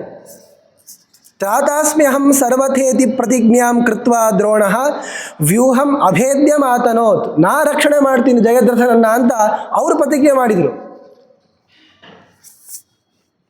ಅರ್ಜುನನಿಗೂ ಗೊತ್ತಾಯಿತು, ನನಗೆ ಗೊತ್ತಿದೆ ಇವರು ಈ ತರಹ ಮಾಡೇ ಮಾಡ್ತಾರೆ ಅಂತ. ಕೃಷ್ಣನ ಸಾರಥದಲ್ಲಿ ರಥದಲ್ಲಿ ಕುಳಿತುಕೊಂಡು ಅರ್ಜುನ ಯುದ್ಧಕ್ಕೆ ಅಂತ ಬರ್ತಾ ಇದ್ದಾನೆ. ಆಗ ದ್ರೋಣಾಚಾರ್ಯರನ್ನೇ ಎದುರಿಸಬೇಕಾಗುವ ಪ್ರಸಂಗ ಬಂತು. ಇದು 14ನೇ ದಿವಸದ ಯುದ್ಧವನ್ನು ಹೇಳ್ತಾ ಇರೋದು. 14ನೇ ದಿವಸನೇ ಜಯದ್ರಥನ ವಧೆ ಆಗಿರೋದು. ಆದರೆ ತುಂಬ ದೀರ್ಘವಾಗಿರುವ ಯುದ್ಧ ನಡೀತಿ ಇವತ್ತು. 14ನೇ ದಿವಸದ ಯುದ್ಧವನ್ನು ವರ್ಣನೆ ಮಾಡಲಿಕ್ಕೆ ಅಂತ ಆಚಾರ್ಯರೇನೇ ತಾತ್ಪರ್ಯ ನಿರ್ಣಯದಲ್ಲಿ ಸುಮಾರು 120-140 ಶ್ಲೋಕಗಳನ್ನು ಹೇಳಿದ್ದಾರೆ. ಅಷ್ಟು ವಿಸ್ತಾರವಾಗಿರುವಂತಹ ಯುದ್ಧದ ಪ್ರಸಂಗದ ವರ್ಣನೆ ಇದೆ. ಅಲ್ಲಿ ದುರ್ಮರ್ಷಣ ಅಂತ ಒಬ್ಬ ದುರ್ಯೋಧನನ ತಮ್ಮ, ಅವನು ಯುದ್ಧಕ್ಕೆ ಬಂದಿದ್ದ. ಅವನನ್ನು ಸೋಲಿಸಿ ಅರ್ಜುನ ಮುಂದಕ್ಕೆ ಹೋಗ್ತಾ ಇದ್ದಾನೆ. ಆಗ ದ್ರೋಣಾಚಾರ್ಯರು ಎದುರಿಗೆ ಬಂದರು. ದ್ರೋಣರ ಎದುರಿಗೆ ನಿಂತು ಯುದ್ಧ ಆಡ್ತಾ ಇದ್ದಾನೆ ಅರ್ಜುನ. ನೋಡಿದ, ಇವ್ರ ಜೊತೆನೇ ಯುದ್ಧ ಆಡ್ತಾ ಇದ್ದರೆ ಸಮಯ ಹೋಗ್ಬಿಡ್ತದೆ. ಯಾಕೆ ಇವತ್ತು ದ್ರೋಣರು ಮೃತರಾಗೋದಿಲ್ಲ, ದ್ರೋಣರನ್ನು ಯಾರೂ ಕೊಲ್ಲೋದಿಲ್ಲ, ಅದು ಬೇರೆ ವಿಚಾರ. ತಾವೇ ಯೋಗದಿಂದ ದೇಹ ಬಿಡ್ತಾರೆ 15ನೇ ದಿವಸ ಇರಲಿ. ಆದರೂ ಕೂಡ ಇವ್ರ ಹತ್ರನೇ ಯುದ್ಧ ಆಡ್ತಾ ಇದ್ದರೆ ನಾನು ಮಾಡಬೇಕಾಗಿರುವ ಮಹತ್ತರ ಕಾರ್ಯ ಇದೆ, ಜಯದ್ರಥನನ್ನು ಕೊಲ್ಲಬೇಕಲ್ಲ ಅಂಥೇಳಿ ಇವರಿಗೆ ಪ್ರದಕ್ಷಿಣೆ ಹಾಕಿಬಿಟ್ಟು ಹೋಗ್ಬಿಡ್ತಾನೆ. ಯುದ್ಧ ಆಡ್ತಿರ್ತಾರೆ. ಪ್ರದಕ್ಷಿಣೀಕೃತ್ಯ ತಮಾಶ್ವಗಾತ್ತತಃ ಕಾಲಾತ್ಯಂ ತ್ವೇವ ವಿಶಂಕಮಾನಃ. ಯುದ್ಧ ಆಡಿದರು, ಬಹಳ ಕಾಲ ಆಯಿತು, ದ್ರೋಣರು ಸೋಲ್ತಾ ಇಲ್ಲ ಅಂತ ಅನ್ನೋದನ್ನು ನೋಡಿಕೊಂಡು ಅವರಿಗೆ ಪ್ರದಕ್ಷಿಣೆ ಹಾಕಿ, ಗುರುಗಳಲ್ಲ ಅವರು, ಪ್ರದಕ್ಷಿಣೆ ಹಾಕಿಬಿಟ್ಟು ಅಲ್ಲಿಂದ ಹೊರಟೋಗ್ಬಿಡ್ತಾನೆ. ಅವರು ಅನುಮತಿ ಕೊಡ್ತಾರೆ, ಸರಿ ನಡಿ ಅಂತ ಹೇಳಿ. ಇದು ನೋಡ್ರಿ, ಇದು ಧಾರ್ಮಿಕ ಬುದ್ಧಿ ಇದ್ದರೆ ಹೀಗಾಗ್ತದೆ. ದ್ವೇಷ ಇಲ್ಲ, ಆದರೆ ಒಬ್ರಿಗೊಬ್ರು ಸೋಲೋಂಗಿಲ್ಲ. ಮತ್ತೆ ಗುರುಗಳು ಅಂತ ಅದರಿಂದ ಗೌರವವನ್ನು ಕೊಟ್ಟ, ಪ್ರದಕ್ಷಿಣೆ ಹಾಕಿ ಅವರು ಶಿಷ್ಯ ಅಂತ ಅನುಗ್ರಹ ಮಾಡಿದ್ರೆ ಮುಂದೆ ಹೋಗಪ್ಪ ಅಂತ. ಆಗ ಕೃಷ್ಣ ಹೇಗೆ ರಥ ಓಡಿಸ್ತಿದ್ದ ಅಂತ ಹೇಳ್ತಾರೆ. ರಥಂ ಮನೋವೇಗ ಮಥಾನಯದ್ಧರಿಹಿ ಯಥಾ ಶರಾಫ್ಪೇತು ರಮುಷ್ಯ ಪೃಷ್ಠತಃ. ಅರ್ಜುನ ಬಿಟ್ಟಂತಹ ಬಾಣಗಳು ಮುಂದೆ ಹೋಗಬೇಕಲ್ಲ ರಥಕ್ಕಿಂತ, ಇವನು ವೇಗಕ್ಕೆ ಬಾಣಗಳು ಹಿಂದೆ ಹೋಗ್ತಾ ಇವೆ, ರಥ ಮುಂದೆ ಹೋಗ್ತಾ ಇದೆ. ಅಂದರೆ ಅರ್ಜುನ ಬಿಡುವಂತಹ ಬಾಣಕ್ಕಿಂತಲೂ ವೇಗವಾದ ರೀತಿಯಲ್ಲಿ ಕೃಷ್ಣ ರಥವನ್ನು ಓಡಿಸ್ತಾ ಇದ್ದ. ಆ ವೇಗದ ಮುಂದೆ ಅರ್ಜುನನಿಂದ ಬಿಡಲ್ಪಟ್ಟಿರುವ ಬಾಣಗಳು ಇನ್ನು ಹಿಂದೆ ಮುಂದೆ ಬರ್ತಾನೇ ಇಲ್ಲ. ಅಷ್ಟು ವೇಗವಾಗಿ ಕೃಷ್ಣ ರಥ ಓಡಿಸ್ತಾ ಇದ್ದಾನಂತೆ. ಈ ಕೃಷ್ಣ ಎಲ್ಲಿಂದ ಕಲ್ಕೊಂಬಂದಾರಿ ಅಂತ ಅನ್ಬೇಡಿ, ಎಲ್ಲ ವಿದ್ಯೆಗಳು ಪರಮಾತ್ಮನಿಗೆ ಬರೋದು. ಅವನು ಸ್ವಲ್ಪ ಕಣ್ಣು ತೆಗಿತಾ ಇದ್ದಾನೆ ಅಂತ ನಾವು ಕಣ್ಣು ತೆಗಿತಾ ಇದ್ದೀವಿ ಅಷ್ಟೇ. ಆಗ ಒಳಗೆ ಹೋಗ್ತಾ ಇರುವ ಕಾಲಕ್ಕೆ ಅರ್ಜುನನ ಎದುರಿಗೆ ಕೃತವರ್ಮ ಬರ್ತಾನೆ, ಅವನ ಜೊತೆ ಯುದ್ಧ ಆಡ್ತಾರೆ. ಅಲ್ಲಿ ದೃಢಾಯು, ಅಚ್ಯುತಾಯು ಅಂತ ಅವರೆಲ್ಲ ಕೌರವರ ಸೇನೆಯಲ್ಲಿರುವಂಥವರು, ಅವರೆಲ್ಲರನ್ನೂ ಕೂಡ ಅರ್ಜುನ ಸಂಹಾರ ಮಾಡ್ತಾನೆ. ಸುದಕ್ಷಿಣಂಚ ಕಾಂಬೋಜಂ ನಿಹತ್ಯಾಂಬಷ್ಟಮೇವ ಚ ಶ್ರುತಾಯುಧಂ ನದೀಜಾತಂ ವರುಣ ದಾಸಸಾದಃ ಯಸ್ಯಾದಾದ್ ವರುಣೋ ದಿವ್ಯಾಂ ಅಮೋಘಾಂ ಮಹತೀಂ ಗದಾಂ. ಕಾಂಬೋಜ ದೇಶದವನು ಸುದಕ್ಷಿಣ ಅಂತ, ಆಮೇಲೆ ಅಂಬಷ್ಟ ಅಂತ ಒಬ್ಬವನು, ಅವನನ್ನು ಸಂಹಾರ ಮಾಡಿದ ಅರ್ಜುನ. ಈ ಶ್ರುತಾಯುಧ ಅಂತ ಒಬ್ಬ ವ್ಯಕ್ತಿ ಹೆಸರನ್ನು ಹೇಳಿದ್ದಾರಲ್ಲ, ಅವನಿಗೆ ವರುಣ ಉತ್ತಮವಾಗಿರುವ ಗದೆಯನ್ನು ಕೊಟ್ಟಿರ್ತಾನೆ. ಆ ಗದೆಯನ್ನು ಹಿಡ್ಕೊಂಡು ಯುದ್ಧಕ್ಕೆ ಬಂದಿರ್ತಾನೆ. ಅವನನ್ನೂ ಕೂಡ ಸಂಹಾರ ಮಾಡ್ತಾನೆ. ಮುಂದೆ ಹೀಗೆ ಒಬ್ಬೊಬ್ಬರನ್ನೇ ಸಂಹಾರ ಮಾಡ್ತಾ ಅರ್ಜುನ ಹೋಗ್ತಾ ಇದ್ದಾನೆ. ಸತು ತೇನ ಶರೈಸ್ತೀಕ್ಷ್ಣೈ ಅರ್ಪಿತೋ ವಿರಥಂ ಕ್ಷಣಾತ್ ಚಕಾರ ಪಾರ್ಥಸ್ಯ ರಥಂ ಆರೋಹ್ಯಾರಿ ಧರಾಯತಾಂ. ಆಗ ಆ ಶ್ರುತಾಯುಧನ ಸಂಹಾರದ ಕಥೆಯನ್ನು ಹೇಳ್ತಾರೆ. ಅವನು ಕೈಯಲ್ಲಿ ವರುಣನ ಗದೆ ಇತ್ತಲ್ಲ, ಆ ಗದೆಯನ್ನು ಹಿಡಿದುಕೊಂಡು ನೇರವಾಗಿ ಜಿಗಿದು ಅರ್ಜುನನ ರಥದ ಮೇಲೆ ಬಂದು ಕೂತ್ಕೊಳ್ತಾನೆ ಕೃಷ್ಣನ ಎದುರಿಗೆ. ಗದಾಂ ಚಿಕ್ಷೇಪತಾದಸ್ಯ ವಾರುಣೆ ಶಿರ ಏವತು ವಿಭೇದ ಶತಧಾ ಶೀರ್ಣ ಮಸ್ತಿಷ್ಕ ಸೋಪತದ್ಭುವಿ. ಆಗ ಆ ವರುಣನ ಮಗ ಅವನು ಶ್ರುತಾಯುಧ, ಅವನ ಈ ಗದಾ ಪ್ರಹಾರದಿಂದ ಯಾವಾಗ ರಥ ಅಪ್ಪಳಿಸಿ ಹೋಗಬೇಕೋ ಆವಾಗ ಕೃಷ್ಣನ ಏನು ಮಾಡ್ತಾ ಇದ್ದಾನೆ, ಇವನ ಮೇಲೆ ಆ ಗದಾ ಪ್ರಹಾರ ಆಗುವ ತರಹ ಮಾಡಿ ಇವನ ತಲೆಯೇ ಒಡೆದು ಹೋಗಬೇಕು. ತನ್ನ ಗದೆಯಿಂದ ತಾನೇ ಮೃತನಾಗುವ ತರಹ ಕೃಷ್ಣಾರ್ಜುನರಿಬ್ಬರೂ ಕೂಡ ಮಾಡ್ತಾ ಇದ್ದಾರೆ. ಆ ಗದೆಯ ಮಹತ್ವ ತುಂಬ ಇದೆ. ಇಂತಹ ಆ ಜನರನ್ನೆಲ್ಲರನ್ನ ಸಂಹಾರ ಮಾಡ್ತಾ ಎಷ್ಟೊತ್ತಾದರೂ ಕೂಡ ದ್ರೋಣಾಚಾರ್ಯರು ತಾವು ಮಾಡಿರುವಂತಹ ಪ್ರತಿಜ್ಞೆಯನ್ನು ಪೂರ್ಣ ಮಾಡ್ತಾ ಇಲ್ಲ. ಒಂದು, ಧರ್ಮರಾಜನ ಹಿಡಿತೀನಿ ಅಂತ. ಎರಡನೇದ್ದು, ಈ ಜಯದ್ರಥನನ್ನು ಉಳಿಸ್ತೀನಿ ಅಂತ ಎರಡನೇ ಪ್ರತಿಜ್ಞೆನೇನು ಮಾಡಿದ್ದಾರೆ. ಇವಾಗ ಅರ್ಜುನ ಇಷ್ಟೆಲ್ಲ ಜನರನ್ನು ಸಂಹಾರ ಮಾಡ್ತಾ ಇರೋದನ್ನು ನೋಡಿ ಅವನಿಗೆ ಭಯ ಆಗೋಯ್ತು. ಮತ್ತೆ ದುರ್ಯೋಧನ ದ್ರೋಣಾಚಾರ್ಯ ಹತ್ರ ಬಂದು ಅವರನ್ನು ಬೈತಾನೆ.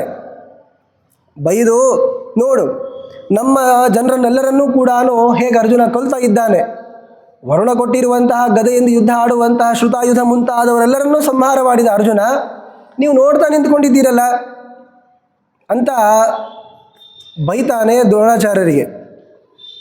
ಆಗ ದ್ರೋಣರು ಮತ್ತವನಿಗೊಂದು ಕವಚ ಹಾಕಿಕೊಡ್ತಾರೆ. ಯಾವಾಗ ಇವನು ಬೈತಾರೋ ಅವಾಗ ಮತ್ತೆ ಇವನಿಗೆ ಔಷಧಿ ಕೊಟ್ಟು ಸರಿ ಮಾಡಿಸಿ ಇವೆಲ್ಲ ಹೊಡೆಸ್ಕೊಂಡು ಬಂದಿರ್ತಾನೆ, ಅದಕ್ಕೆ ಬೈತಿರ್ತಾನೆ. ಅಥವಾ ಇವನಿಗೆ ಶಕ್ತಿ ಸಾಲೋದಿಲ್ಲ ಯುದ್ಧ ಆಡಲಿಕ್ಕೆ ಅಂತ, ಅದಕ್ಕೆ ಮತ್ತೆ ಇವನಿಗೆ ಮಂತ್ರಪೂರಿತವಾಗಿರುವ ಕವಚಗಳನ್ನು ಕೊಡ್ತಾರೆ. ಇತೀರಿತೆ ಅಭೇದ್ಯ ಅಮುಷ್ಯವರ್ಮ ಬದ್ಧ್ವಾ ಮಹಾಮಂತ್ರಬಲಾತ್ ಸ ವಿಪ್ರಹ ಜಗಾದ ಏನೈವ ಬಲೇನ ಪಾರ್ಥೈ ವಿರುದ್ಧಸೆ ತೇನ ಹಿ ಯಾಹಿ ಫಲ್ಗುಣಂ. ನೋಡು, ನಿನಗೆ ಅರ್ಜುನನ ಎದುರಿಗೆ ಹೋಗಿ ಯುದ್ಧ ಆಡಬೇಕು ಅಂತಿದ್ರೆ ನೋಡು, ಈ ಮಂತ್ರದ ಕವಚವನ್ನು ನಾನು ನಿಂಗೆ ಕೊಡ್ತೀನಿ, ಈ ಕವಚ ಹಾಕ್ಕೊಂಡು ಹೋಗು, ಅರ್ಜುನನ ಎದುರಿಗೆ ಯುದ್ಧ ಆಡು ಅಂತ ಹೇಳಿ ಕಳಿಸ್ತಾ ಇದ್ದಾರೆ. ಬಂದರಿ ಅವನು ಆ ಕವಚ ಹಾಕ್ಕೊಂಡು ಅರ್ಜುನನ ಎದುರಿಗೆ ನಿಂತ್ಕೊಂಡು ಯುದ್ಧ ಆಡ್ತಾ ಇದ್ದಾನೆ. ಈ ಬಾರಿ ಅರ್ಜುನ ದುರ್ಯೋಧನನ್ನು ಸೋಲಿಸ್ಬಿಡ್ತಾನೆ. ಹತ್ವಾ ತಲೆ ವಿದ್ಯದಥೈನ ಮುಗ್ರೈಹಿ ದ್ರೌಣಿ ಶರೈಃ ಪಾರ್ಥಮವಾರ ಯದ್ಯುಧಿ. ಇವಾಗ ಅನೇಕ ಬಾಣಗಳಿಂದ ದುರ್ಯೋಧನನನ್ನು ಹೊಡಿತಾ ಇದ್ದಾನಲ್ಲ ಅರ್ಜುನ, ಆಗ ಇವನನ್ನು ಉಳಿಸಬೇಕು ಅಂತ ಅಶ್ವತ್ಥಾಮ ಬರ್ತಾನೆ.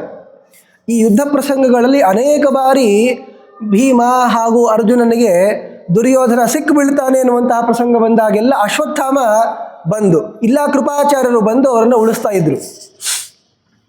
ಅನೇಕ ಬಾಣಗಳಿಂದ ಅಶ್ವತ್ಥಾಮ ತಾನು ದುರ್ಯೋಧನನನ್ನು ಉಳಿಸಿ ತಾನು ಅರ್ಜುನನ ಎದುರಿಗೆ ಯುದ್ಧ ಆಡ್ತಾ ಇದ್ದಾನೆ. ಆಗ ಅಶ್ವತ್ಥಾಮ ಹಾಗೂ ಅರ್ಜುನನಿಗೆ ಯುದ್ಧ ಮುಂದೋಡಿತು. ಸದ್ರೌಣಿಕರ್ಣ ಪ್ರಮುಖೈರ್ಧನಂಜಯ ಯುಯೋಧತೆ ಚೈನಮವಾರಯಂಚರೈಹಿ ಬಭೂವ ಯುದ್ಧಂ ತದತುಲ್ಯಮದ್ಭುತಂ ಜಯದ್ರಥಾರ್ಥೆ ಅದ್ಭುತ ವೀರ್ಯಕರ್ಮಣಾಂ. ನೋಡಿ, ಅರ್ಜುನ ಒಬ್ಬನು ಬರ್ತಾ ಇದ್ದರೆ ಅಶ್ವತ್ಥಾಮ, ಕರ್ಣ, ಈ ಶಲ್ಯ ಮುಂತಾದವರೆಲ್ಲರೂ ಕೂಡ ಎದುರಿಗೆ ಬಂದು ಜಯದ್ರಥನನ್ನು ಕಾಪಾಡಬೇಕು ಅಂತ ಅರ್ಜುನನಿಗೆ ಒಳಗೆ ಹೋಗ್ಲಿಕ್ಕೆ ಬಿಡ್ತಾ ಇಲ್ಲ. ಜಯದ್ರಥಾರ್ಥೆ ಎಲ್ಲವೂ ಮಾಡ್ತಾ ಇರೋದು ಜಯದ್ರಥನ ಸಲುವಾಗಿ. ಯಾಕೆ ನಮ್ಮನ್ನು ಹೊಡೆದ ಅಂತಂದರೆ ನಾವೇನಾದರೂ ಒಳಗೆ ಇವನಿಗೆ ಪ್ರವೇಶ ಮಾಡಲಿಕ್ಕೆ ಬಿಟ್ವಿ ಅಂದರೆ ಇವನು ಬಿಡಲ್ಲ ಜಯದ್ರಥನನ್ನು. ಎಷ್ಟು ಇವರು ಪೀಡೆ ಕೊಡ್ತಾರೆ ಅಂತಂದರೆ ಏನು ಮಾಡಿದರೂ ಕೂಡ ಅರ್ಜುನನಿಗೆ ಈ ವ್ಯೂಹವನ್ನು ಭೇದನೆ ಮಾಡಿ ಒಳಗೆ ಹೋಗುವ ತರಹ ಆಗಿರಲೇಬಾರದು, ಆ ತರಹ ತಡೀತಾ ಇದ್ದಾರೆ. ಪಾರ್ಥೆ ಪ್ರವಿಷ್ಟೆ ಕುರು ಸೈನ್ಯ ಮಧ್ಯಂ ದ್ರೋಣೋ ವಿಶತ್ ಪಾಂಡವ ಸೈನ್ಯಮಾಶು ಸತದ್ರಥಾನೀಕಮುದಾರ ವೇಗೈಃ ಶರೈರ್ವಿಧೂಯನ್ಯಹನಚ್ಚ ವೀರಾನ್. ಅರ್ಜುನ ಯಾವಾಗ ಇವರು ಕೌರವರ ಸೈನ್ಯದ ಮೇಲೆ ದಾಳಿ ಮಾಡಲಿಕ್ಕೆ ಅಂತ ಬಂದಿದ್ದಾನಲ್ಲ, ಅಷ್ಟೊತ್ತರಲ್ಲಿ ದ್ರೋಣಾಚಾರ್ಯರೂ ಕೂಡ ಪಾಂಡವರ ಸೈನ್ಯವನ್ನು ಪ್ರವೇಶಿಸಿ ಅಲ್ಲಿರುವಂತಹ ಎಲ್ಲ ಸೈನಿಕರನ್ನು ಹೊಡಿತಾ ಇದ್ದಾರೆ. ಸ ವೀರವರ್ಯ ಸ್ಥವಿರೋಪಿ ಯೂನಾಂ ಯುವೇವ ಮಧ್ಯೆ ಪ್ರಚಚಾರ ಧನ್ವಿನಾಂ. ದ್ರೋಣಾಚಾರ್ಯರ ಯುದ್ಧದ ಕೌಶಲ್ಯವನ್ನು ವರ್ಣಿಸ್ತಾರೆ. ಮುದುಕರವರು, ಎಷ್ಟೆಲ್ಲ ವಯಸ್ಸಾಗಿ ಹೋಗಿದೆ, ಇಷ್ಟಾದರೂ ಕೂಡ ಯೂನಾಂ ಮಧ್ಯೆ ಇವ ಎದುರಿಗೆ ಇರುವಂತಹ ತರುಣರಾದ ಸೈನಿಕರ ಮಧ್ಯದಲ್ಲಿ ಇವನೂ ಒಬ್ಬ ತರುಣ ಅನ್ನುವ ತರಹ ಜನಕ್ಕೆ ಅನ್ನಿಸ್ಬೇಕು, ಆ ತರಹ ಯುದ್ಧ ಆಡ್ತಾ ಇದ್ದಾರೆ. ಪ್ರಪಾತಯನ್ ವೀರ ಶರಾಂಸಿ ಬಾಣೈಹಿ. ಎಲ್ಲ ಪಾಂಡವರ ಸೈನಿಕರ ಕುತ್ತಿಗೆಯನ್ನು ಹಾರಿಸಿಬಿಟ್ಟು ಅನಾಯಾಸವಾಗಿ ಸಂಚಾರ ಮಾಡ್ತಾ ಇದ್ದಾರೆ ದ್ರೋಣಾಚಾರ್ಯರು. ಆಗ ಮತ್ತೆ ಪ್ರತಿಜ್ಞೆ ಮಾಡಿದ್ದಿರಲ್ಲ, ಇಲ್ಲ ಧರ್ಮರಾಜನನ್ನಾದರೂ ಹಿಡಿತೀನಿ, ಅವನಿಗೆ ಸಮನಾದವನನ್ನು ಯಾರಾದರೂ ಕೂಡ ಕೊಲ್ತೀನಿ ಅಂತ. ಅದಕ್ಕೆ ಅವರು ಯುಧಿಷ್ಠಿರಂ ಚ ಸಸದುಗ್ರವೀರ್ಯ, ಎಲ್ಲ ಪಾಂಡವರ ಸೈನಿಕರ ಶಿರಶ್ಛೇದವನ್ನು ಮಾಡಿ ಧರ್ಮರಾಜನ ಬಳಿ ಬಂದರು. ಧರ್ಮರಾಜನನ್ನು ಕಾಯಲಿಕ್ಕೆ ಅಂತ ಸತ್ಯಜಿತ್ ಅಂತಂದಂತಹ ಒಬ್ಬ ರಾಜ ಇರ್ತಾನೆ. ಅವನನ್ನು ನೋಡ್ತಾನೆ ದ್ರೋಣಾಚಾರ್ಯರು ಸಂಹಾರ ಮಾಡಿಬಿಡ್ತಾರೆ. ಯಾರವನು ಅಂದರೆ ದೃಪದನ ಮಗ. ಈ ದ್ರೋಣಾಚಾರ್ಯನಿಗೂ ದೃಪದನಿಗೂ ಆಗಬರಲ್ಲ ಅನ್ನೋಂಥ ಕಥೆ ಅಂತೂ ತುಂಬ ಪ್ರಸಿದ್ಧ ಇದೆ. ಆ ದೃಪದನ ಮಗನೇ ಈ ಸತ್ಯಜಿತ್. ಅವನನ್ನು ಸಂಹಾರ ಮಾಡ್ತಾರೆ. ಸಂಹಾರವನ್ನು ಮಾಡಿ ಧರ್ಮರಾಜನನ್ನು ಹಿಡಿಬೇಕು ಅಂತ ಅಲ್ಲಿ ಬರ್ತಾ ಇದ್ದಾರೆ. ನಿಹತ್ಯತಂ ವೀರತಮೋ ರಣೋತ್ಕಟಂ ಯುಧಿಷ್ಠಿರಂ ಬಾಣಗಣೈ ಸಮರ್ದಯತ ಸಶಕ್ತಿತಸ್ತೇನ ವಿಧಾಯ ಸಂಗರಂ ನಿರಾಯುಧೋ ವ್ಯಶ್ವರಥಃ ಕೃತಕ್ಷಣಾತ್.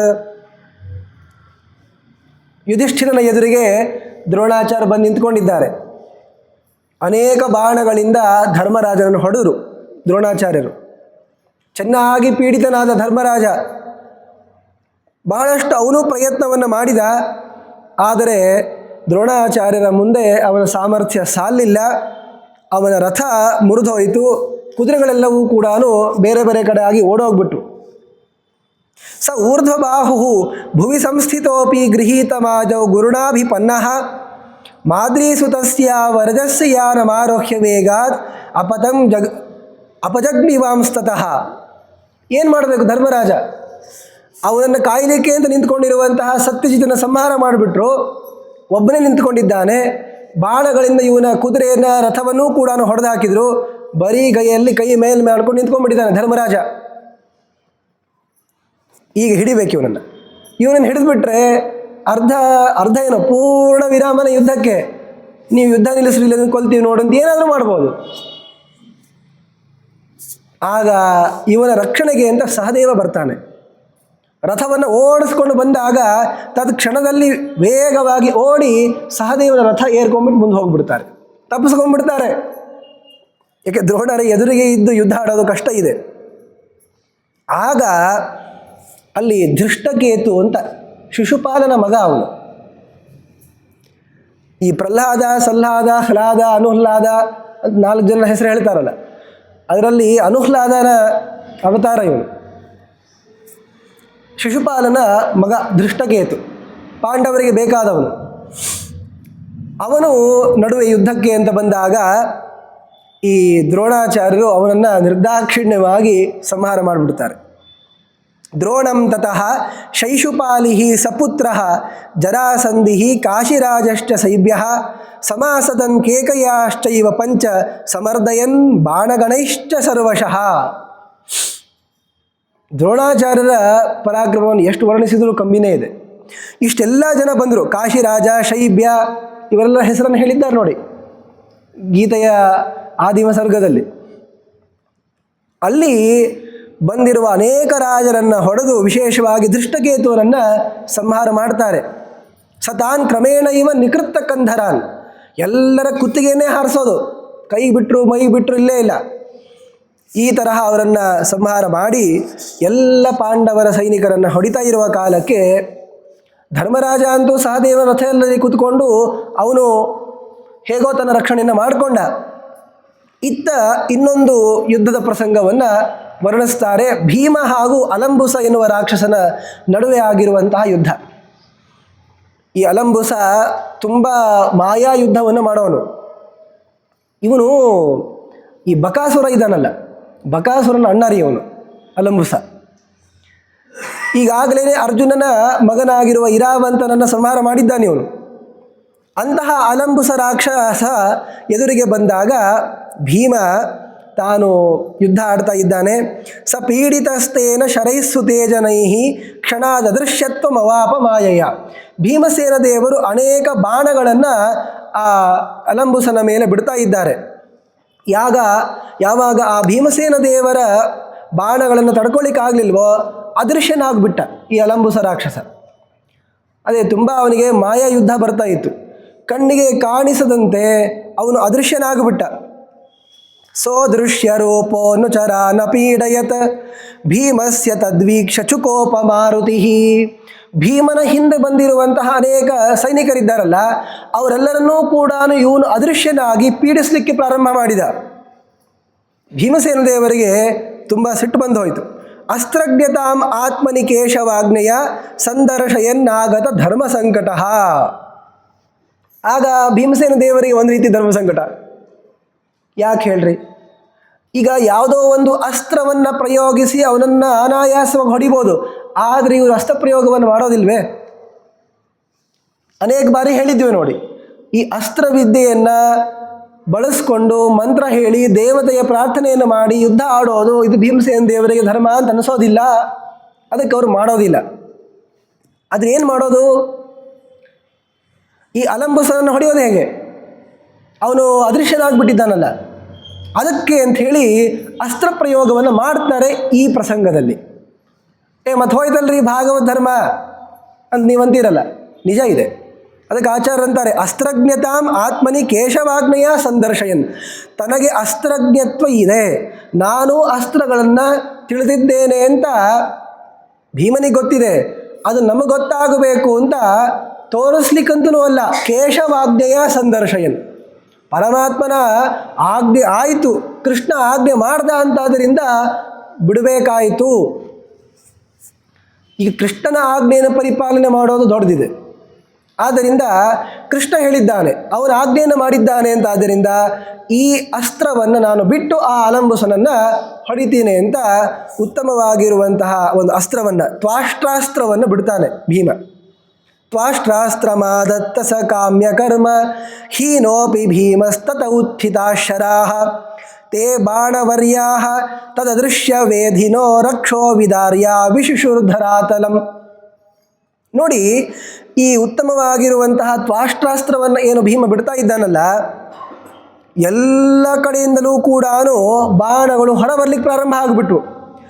ಇವನು ಎಲ್ಲಿ ಹೋದರೂ ಕೂಡ, ಅದೃಶ್ಯನಾದರೂ ಕೂಡ ಈ ಅಸ್ತ್ರದ ವಿದ್ಯೆಯ ಬಲದಿಂದ ಬಾಣಗಳು ಈ ಅಲಂಬುಸ ರಾಕ್ಷಸನಿಗೆ ಚುಚ್ತಾ ಇವೆ, ಸಂಕಟವನ್ನು ಕೊಡ್ತಾ ಇವೆ.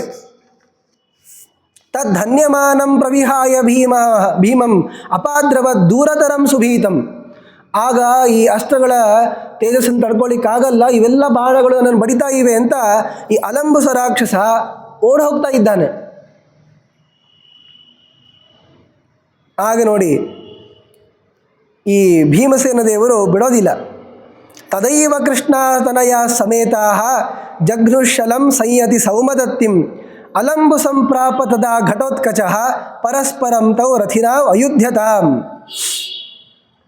ಇವನು ಓಡಿ ಹೋಗ್ತಾ ಇದ್ದಾನಲ್ಲ, ಅಷ್ಟೊತ್ತರಲ್ಲಿ ದ್ರೌಪದಿಯ ಮಕ್ಕಳು ಉಪಪಾಂಡವರು ಅಂತ ಏನು ಕರೀತಾ ಇದ್ದಾರಲ್ಲ, ಅವರೆಲ್ಲರೂ ಕೂಡ ಸೇರಿಕೊಂಡು ಸೋಮದತ್ತ ಅಂತ ಒಬ್ಬ ರಾಜನ ಕಥೆಯನ್ನು ಹೇಳಿದ್ವಿ ನಾವು. ಆ ಸೋಮದತ್ತನ ಮಗನೇ ಭೂರಿಶ್ರವಸ್ಸು, ಭೂರಿ ಹಾಗೂ ಶಲ ಅಂತ. ಆ ಶಲ ಎನ್ನುವಂತಹ ಒಬ್ಬ ರಾಜಕುಮಾರನನ್ನು, ಅಂದರೆ ಬಾಲಿಕ ರಾಜರ ಮೊಮ್ಮಕ್ಕಳು, ಅವ್ರ ವಂಶದಲ್ಲಿ ಬಂದವರು ಅವರನ್ನು ಈ ಉಪಪಾಂಡವರು ಸಂಹಾರ ಮಾಡ್ತಾರೆ. ಇತ್ತ ಓಡ್ತಾ ಇರುವಂತಹ ಅಲಂಬುಸ ಘಟೋತ್ಕಚನ ಕೈಗೆ ಸಿಗ್ಬೀಳ್ತಾನೆ. ಘಟೋತ್ಕಚ ಅವನನ್ನು ಬಿಡೋದಿಲ್ಲ. ಘಟೋತ್ಕಚಸ್ತಂ ವಿರಥಂ ವಿಧಾಯ ಕಸ್ತಂ ಖಯೇವಾಭಿಯೋಧ ಸಂಸ್ಥಿತ. ಇವನ ರಥವನ್ನು ಹೊಡೆದು ಹಾಕ್ತಾನೆ ಘಟೋತ್ಕಚ, ಓಡೋಗ್ತಾ ಇರುವಂತಹ ಅಲಂಬುಸನ ರಥವನ್ನು. ಆಗೇನು ಮಾಡಬೇಕು, ಅವನಿಗೆ ಮಾಯಾ ಯುದ್ಧ ಬರ್ತಿತ್ತಲ್ಲ, ಆಕಾಶಕ್ಕೆ ಹಾರ್ದ. ಇವನಂದ ನಾನು ಹಾರ್ತೀನಿ ಅಂದ. ಯಾಕೆ, ಇವನು ರಾಕ್ಷಸನೇ, ಘಟೋತ್ಕಚನೂ ಒಬ್ಬ ರಾಕ್ಷಸ. ಕಸ್ತಂ ಖಯೇವಾಭಿಯೋಧ ಸಂಸ್ಥಿತ, ನೀ ಆಕಾಶಕ್ಕೆ ಹಾರಿದರೆ ನಾನು ಹಾರ್ತೀನಿ ಅಂದ ಅವನು. ಹಾರಿ ಅಲ್ಲಿ ಹೋದರೆ ಭೀಮ, ಇಲ್ಲಿ ಹೋದರೆ ಭೀಮನ ಮಗ, ಇಬ್ಬರೂ ಸೇರಿಕೊಂಡು ಈ ಅಲಂಬುಸನನ್ನು ಪೀಡಿಸ್ತಾ ಇದ್ದಾರೆ. ಭೀಮಸುತೋ ನಿಗೃಹ್ಯ ನಿಪಾತ್ಯ ಭೂಮೌ ಪ್ರದದೌ ಪ್ರಹಾರಂ. ಮೇಲಕ್ಕೆ ಜಿಗಿದು ಅವನನ್ನು ಕೆಳಗೆ ಬೀಳಿಸಿ ಒಂದು 4 ಪ್ರಹಾರವನ್ನು ಮಾಡ್ತಾ ಇದ್ದಾನೆ, ಹೊಡಿತಾ ಇದ್ದಾನೆ. ಪದಾಶಿರಸ್ಸೇವ ಚ ಪಿಷ್ಟಮಸ್ತಕೋ ಮಮಾರ ಮಧ್ಯೆ ಪೃಥಿವೀಪತೀನಾಂ. ಕೆಳಗೆ ಬೀಳಿಸಿ ಕಾಲಿನಿಂದ ಆ ಅಲಂಬುಸ ರಾಕ್ಷಸನ ತಲೆಯನ್ನು ತಿಕ್ತಾನೆ. ಒದ್ದ ಅಂದರೆ ಮಮಾರ ಮಧ್ಯೆ ಪೃಥಿವೀಪತೀನಾಂ, ಎಲ್ಲ ರಾಜರು ಕೂಡ ನೋಡ್ತಾ ಇರುವ ಕಾಲಕ್ಕೆ ಇವನ ತಲೆ ಸೀಳೋಯ್ತು, ಸತ್ತೋದ. ತಸ್ಮಿನ್ ಹತೆ ಭೈಮಸೇನಿಃ ಕರುಣಾಂ ವ್ಯದ್ರಾವಯತ್ ರಥವೃಂದಂ ಸಮಂತಾತ್.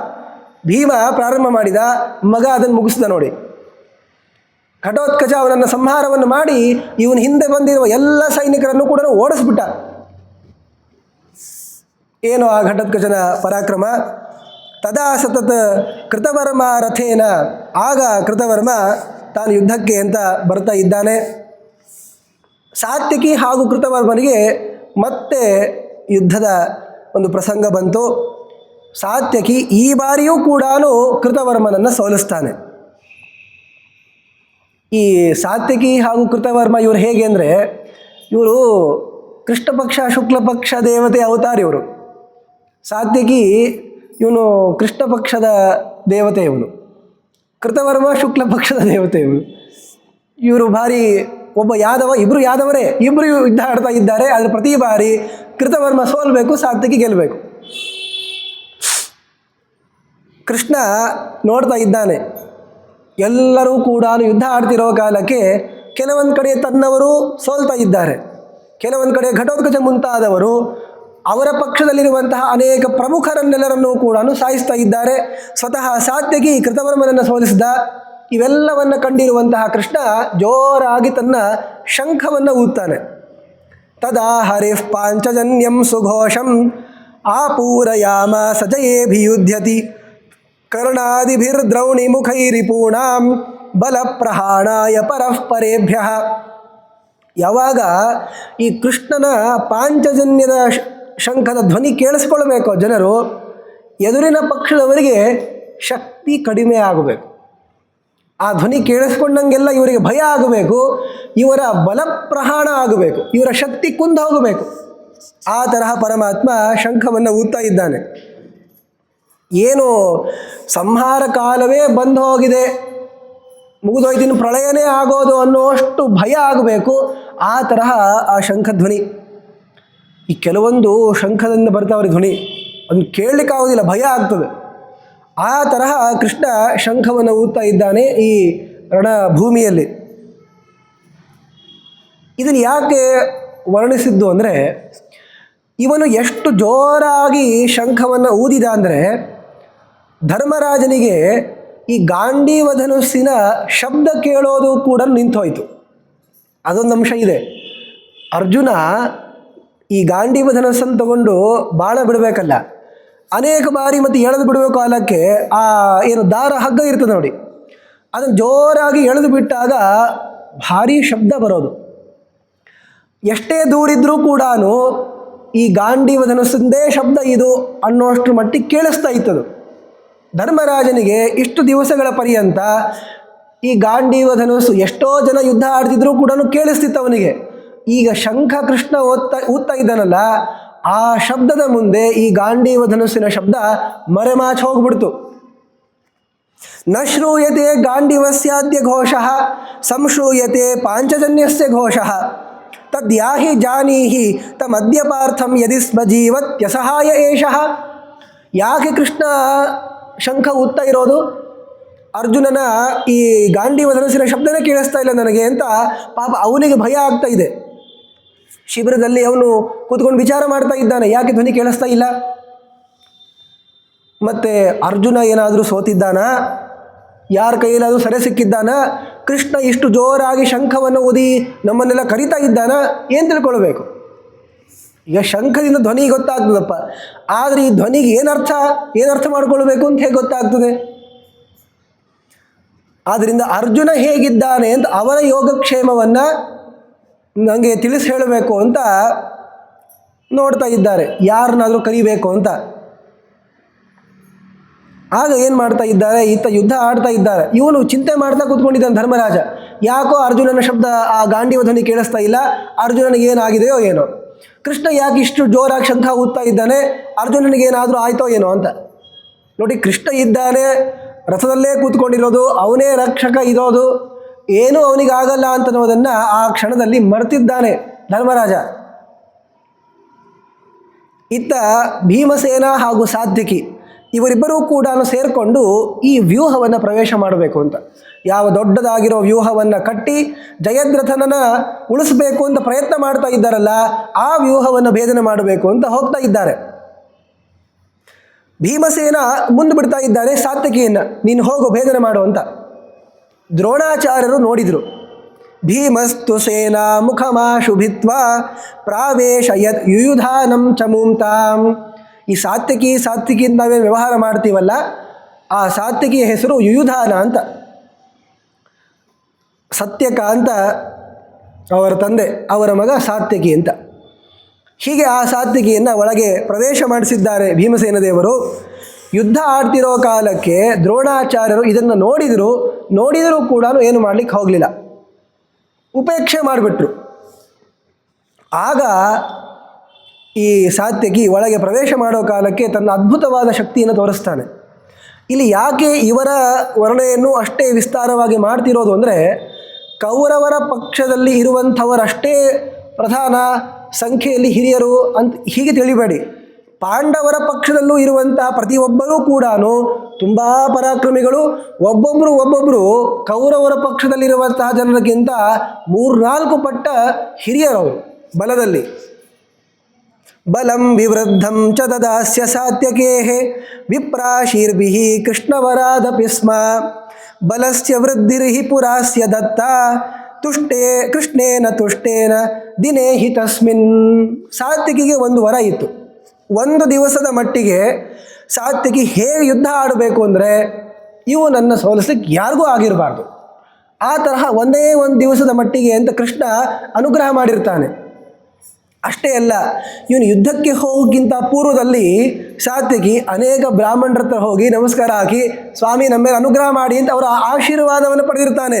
ವಿಪ್ರಾಶೀರ್ಭಿಹಿ ಕೃಷ್ಣವರಾದ ಪಿಸ್ಮ, ಕೃಷ್ಣನ ವರನೂ ಇತ್ತು, ಹಾಗೂ ಉತ್ತಮರಾಗಿರುವಂತಹ ಜ್ಞಾನಿಗಳ ಅನುಗ್ರಹದಿಂದ ಇವತ್ತು ಹೇಗೆ ಯುದ್ಧ ಆಡ್ತಾನೆ ಅಂತಂದರೆ ಇವನನ್ನು ಮುಟ್ಲಿಕ್ಕೆ ಹೆದರಬೇಕು ಜನ.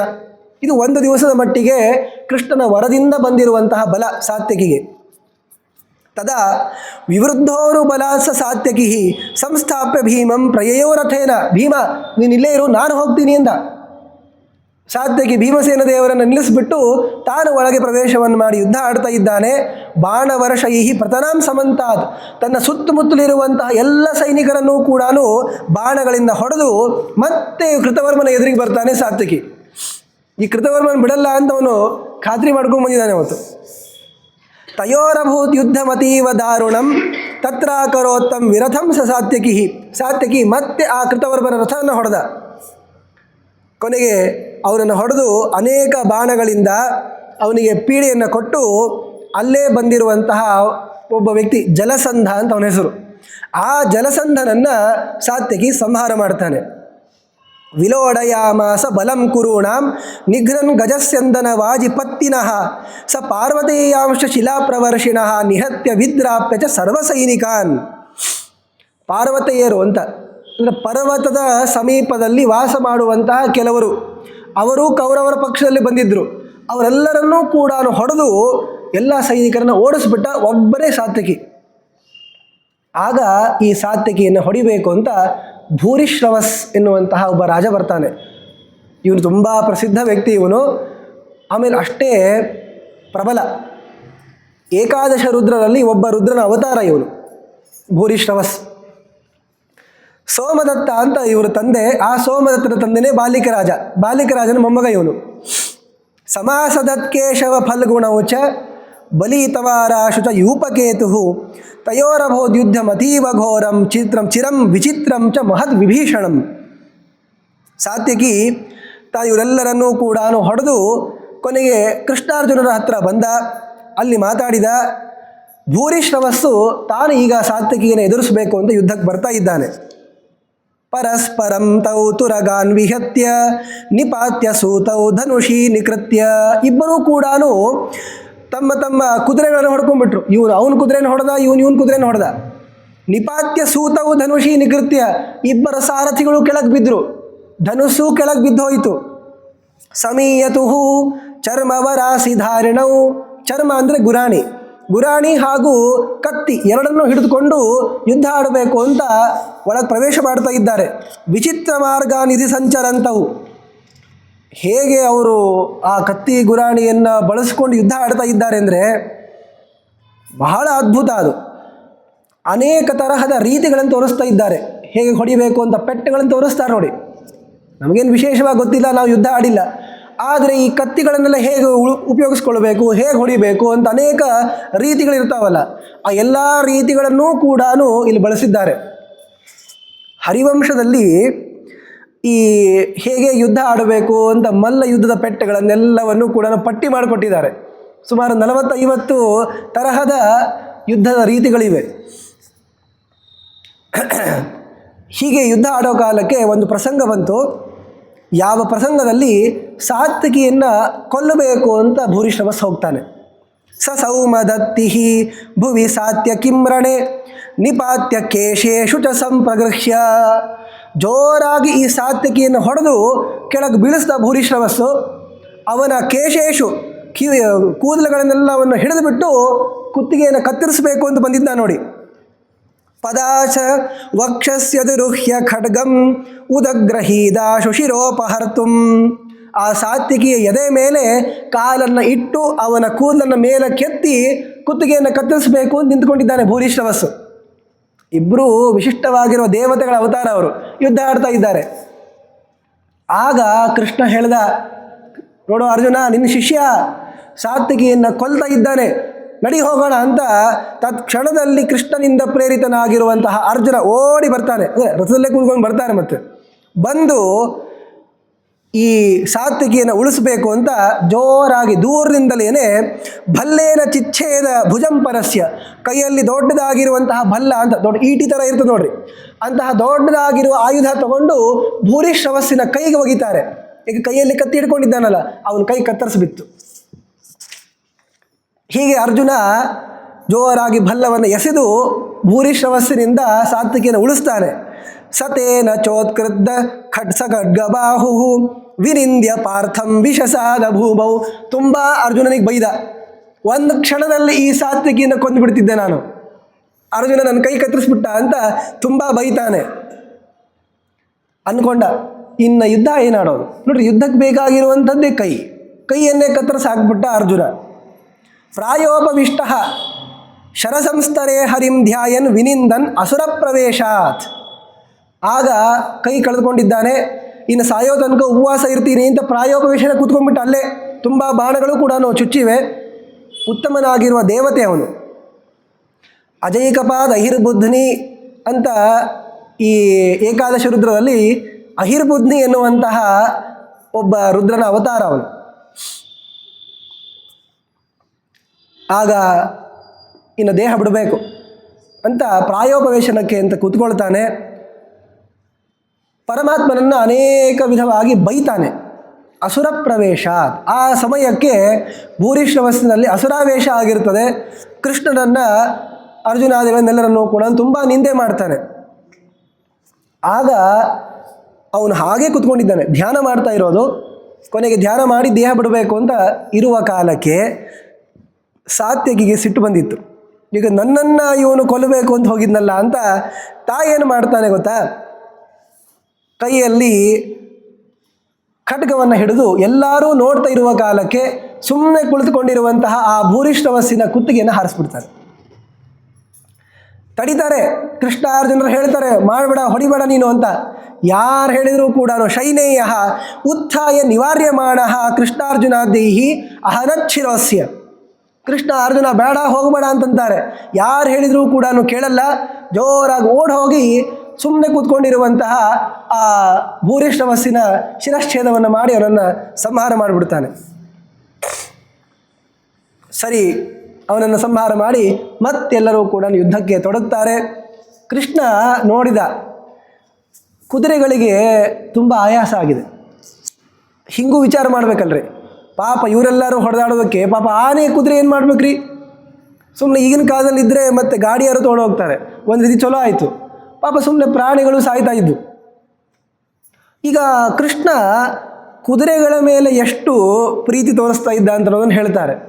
ನೋಡಿದ ಕೃಷ್ಣ, ತದಾ ಸ್ವಕೀಯಂ ರಥಮೇತದರ್ಥಂ ಕ್ಲಿಪ್ತಂ ದದೌ ಸಾತ್ಯಕೇ ಸಸೂತಂ ಕೃಷ್ಣಾರ್ಥ ಪಾರ್ಥಸ್ಯ ಹಯಾಸ್ತ್ರಿಷಾರ್ಧಿತಾ ತದಾ ಸಜದ್ ವಾರುಣಾಸ್ತ್ರಂ ಸ ಪಾರ್ಥ. ಕುದುರೆಗಳಿಗೆ ನೀರಡಿಕೆಯಾಗಿದೆ ಅಂತೆ. ಇಲ್ಲಿ ನೀರಿನಿಂದ ಬರಬೇಕು. ಇವಾಗ ಸ್ವಲ್ಪ ನೀರು ಕುಡಿಸ್ಕೊಂಡು ಬರ್ತೀನಿ ಮತ್ತೆಲ್ಲ ನದಿಗೆ ಹೋಗ್ಲಿಕ್ಕೆ ಆಗ್ತದಾ? ಆಗೋದಿಲ್ಲ. ಅದಕ್ಕೆ ಅರ್ಜುನ ಉತ್ತಮವಾಗಿರುವಂತಹ ವಾರುಣಾಸ್ತ್ರದ ಪ್ರಯೋಗವನ್ನು ಮಾಡ್ತಾನೆ. ವಾರುಣಾಸ್ತ್ರ ಪ್ರಯೋಗವನ್ನು ಮಾಡಿ ಅಲ್ಲೇ ಉತ್ತಮವಾಗಿರುವಂತಹ ಬಾಣಗಳಿಂದ ಒಂದು ಶಾಲೆಯನ್ನು ಮಾಡಿ, ಮತ್ತು ನೆರಳು ಬರಬೇಕಲ್ಲ, ಅದಕ್ಕೆ ನೆರಳು ಬಂದು ಸ್ವಲ್ಪ ನೀರು ಕುಡಿದು ದಾಹ ಕಡಿಮೆ ಆಗಿ ಯುದ್ಧಕ್ಕೆ ಹೋಗಬೇಕಲ್ಲ ಕುದುರೆಗಳು. ಆ ತರಹ ಬಾಣಗಳಿಂದಲೇ ಒಂದು ಶಾಲೆಯನ್ನು ಮಾಡಿ ಒಂದು ತೀರ್ಥವನ್ನು ವಾರುಣಾಸ್ತ್ರದಿಂದ ಮಾಡ್ತಾರೆ. ಅಶ್ವತೀರ್ಥ ಅಂತ ಇವತ್ತಿಗೂ ನೀವು ಕುರುಕ್ಷೇತ್ರಕ್ಕೆ ಹೋದರೆ ತೋರಿಸ್ತಾರಲ್ಲಿ. ಅಂತಹ ಒಂದು ತೀರ್ಥವನ್ನು ನಿರ್ಮಾಣ ಮಾಡ್ತಾರೆ, ಅಶ್ವಶಾಲೆಯನ್ನು ನಿರ್ಮಾಣ ಮಾಡ್ತಾರೆ. ಅದರಿಂದ ಕುದುರೆಗಳಿಗೆ ಸಂತೋಷ ಆಗ್ತದೆ, ಮತ್ತೆ ಅವುಗಳು ತಯಾರಾಗ್ತವೆ, ನೋಡಿ ಎಂದು ಕರ್ಕೊಂಡು ಹೋಗ್ತಾರೆ. ಕೃಷ್ಣ ಏನು ಮಾಡಿರ್ತಾನೆ ಈ ಪ್ರಸಂಗದಲ್ಲಿ, ಸಾತ್ವಿಕಿ ಮತ್ತು ರಥವನ್ನು ಕಳೆದುಕೊಂಡಿದ್ದಾನಲ್ಲ ಅಂತ ತನ್ನ ಒಂದು ರಥವನ್ನು ಸಾತ್ವಿಕಿ ಕೊಡ್ತಾನೆ ಪ್ರೀತಿಯಿಂದಲೇ. ನೀನು ಇದರಲ್ಲಿ ಕೂತ್ಕೊಂಡು ಯುದ್ಧ ಆಡು ಅಂತ. ಅದು ಕೃಷ್ಣನ ರಥ. ಅದು ಅಷ್ಟು ಸಾತ್ವಿಕೆಯ ಮೇಲೆ ಅನುಗ್ರಹಿಸಿ ಈ ಕುದುರೆಗಳಿಗೂ ಕೂಡ ನೀರನ್ನು ಉಣಿಸಿಬಿಟ್ಟು ಮತ್ತೆ ಯುದ್ಧಕ್ಕೆ ಅಂತ ಹೋಗ್ತಾ ಇದ್ದಾರೆ. ಆದರೆ ಇಲ್ಲಿ ಧರ್ಮರಾಜನಿಗೆ ಆತಂಕ ಕಡಿಮೆ ಆಗ್ತಾ ಇಲ್ಲ. ಯಾಕೆ ಅಂದರೆ, ನಾನು ನೋಡ್ಕೊಂಬ ಅಂತ ಯಾರನ್ನು ಕಳಿಸ್ಬೇಕು, ಏನು ಮಾಡಬೇಕು? ಅರ್ಜುನನ ಗಾಂಡೀವ ಈ ಧನುಸ್ಸಿನ ಶಬ್ದ ಕೇಳಿಸ್ತಿಲ್ಲಲ್ಲ, ಅರ್ಜುನನಿಗೆ ಏನಾಗಿದೆ? ಅಂತ ಅವನಿಗೆ ಆತಂಕ. ಆಗ ಒಂದು ಮಾತಿದೆ, ಸಾತ್ವಿಕಿಗೆ ಹೇಳಿ ಕಳಿಸಿರ್ತಾನೆ, ನೋಡಪ್ಪ ನೀನು ಹೋಗಿ ಅರ್ಜುನನ ವಾರ್ತೆಯನ್ನು ಕೇಳ್ಕೊಂಡು ಬರಬೇಕು, ನನಗೆ ತಿಳಿಸ್ಬೇಕು ಅಂತ. ಸಾತ್ವಿಕಿದ ಈ ಪರಿಸ್ಥಿತಿಯಾಗಿ ಕೂತ್ಕೊಂಡಿತ್ತು. ಅವನೇ ಸಾಯೋನಿದ್ದ, ಅವನನ್ನು ಹೇಗೋ ಮಾಡಿ ಅರ್ಜುನ ರಕ್ಷಣೆ ಮಾಡಿದ್ದಾನೆ. ಅದಕ್ಕೆ ಇವನು ಕೆಲವೊಮ್ಮೆ ಏನಾಗ್ತದೆ, ಯಾರನ್ನೋ ಕಳಿಸಿರ್ತೀವಿ, ಅವ್ರು ಬಂದಿಲ್ಲ ಅಂದಾಗ ಅವ್ರನ್ನ ನೋಡ್ಕೊಂಬ ಅಂತ ಕಳಿಸಿರ್ತೀವಿ. ಆ ವ್ಯಕ್ತಿ ಬಂದಿಲ್ಲ ಅಂದರೆ ಇಬ್ಬರ ಮೇಲೂ ಮತ್ತು ಭಯ, ಅಯ್ಯೋ ಈಗ ಇವನಿಗೇನಾಯಿತು ಅಂತ. ಸಾತ್ವಿಕಿಗೆ ಏನಾಯಿತು, ಇವನು ಹೊಳು ಬರಲಿಲ್ಲ. ಆಮೇಲೆ ಅರ್ಜುನನ ಸುದ್ದಿ ಹೇಳಲಿಲ್ಲ, ಏನು ಮಾಡೋದು ಅಂತ ಮತ್ತೆ ಚಿಂತಾಕುಲನಾಗಿ ಕೂತ್ಕೊಂಡಿದ್ದಾನೆ. ಆಗ ಭೀಮಸೇನ ದೇವರು ಕಂಡ್ರು.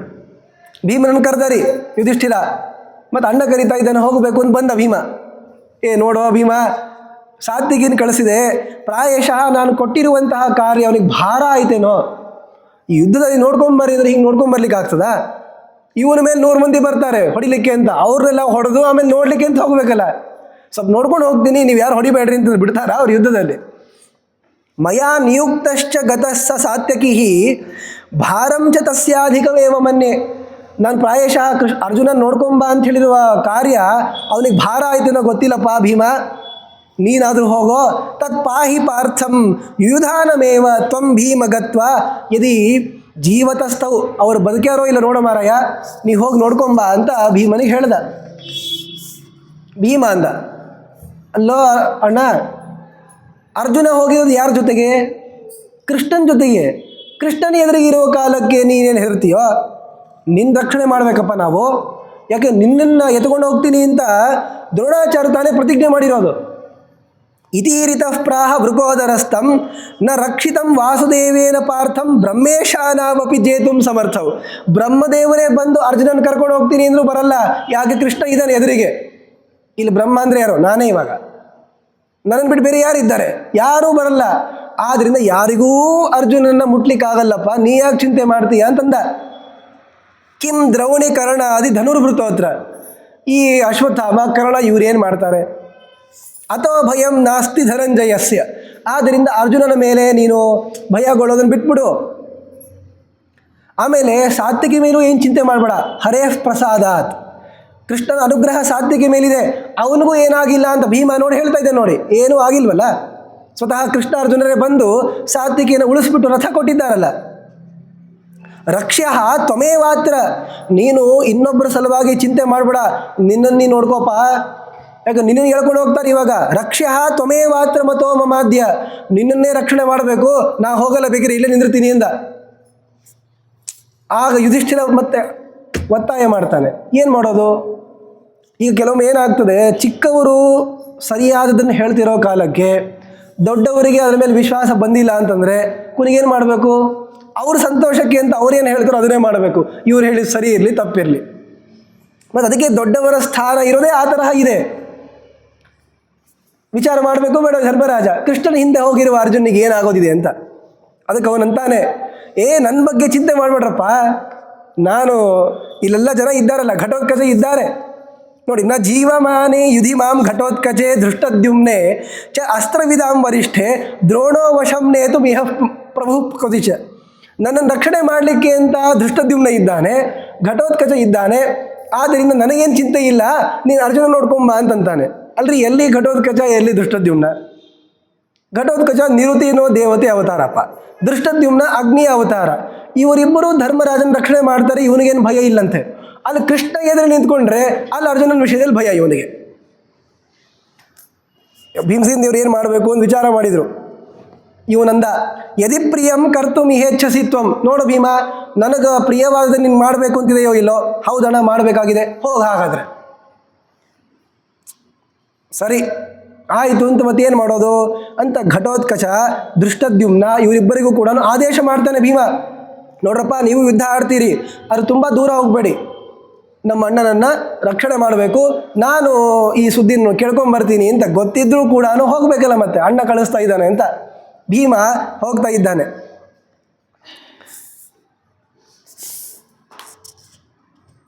ಭೀಮಸೇನ ದೇವರು ಈ ತರಹ ಆದೇಶವನ್ನು ಮಾಡಿ, ಯಯೌ ಪರಾನೀಕ ಮಧಿಜ್ಯ ಧನ್ವ ನಿರಂತರಂ ಪ್ರಮವನ್ ಬಾಣಪೂಗಾನ್.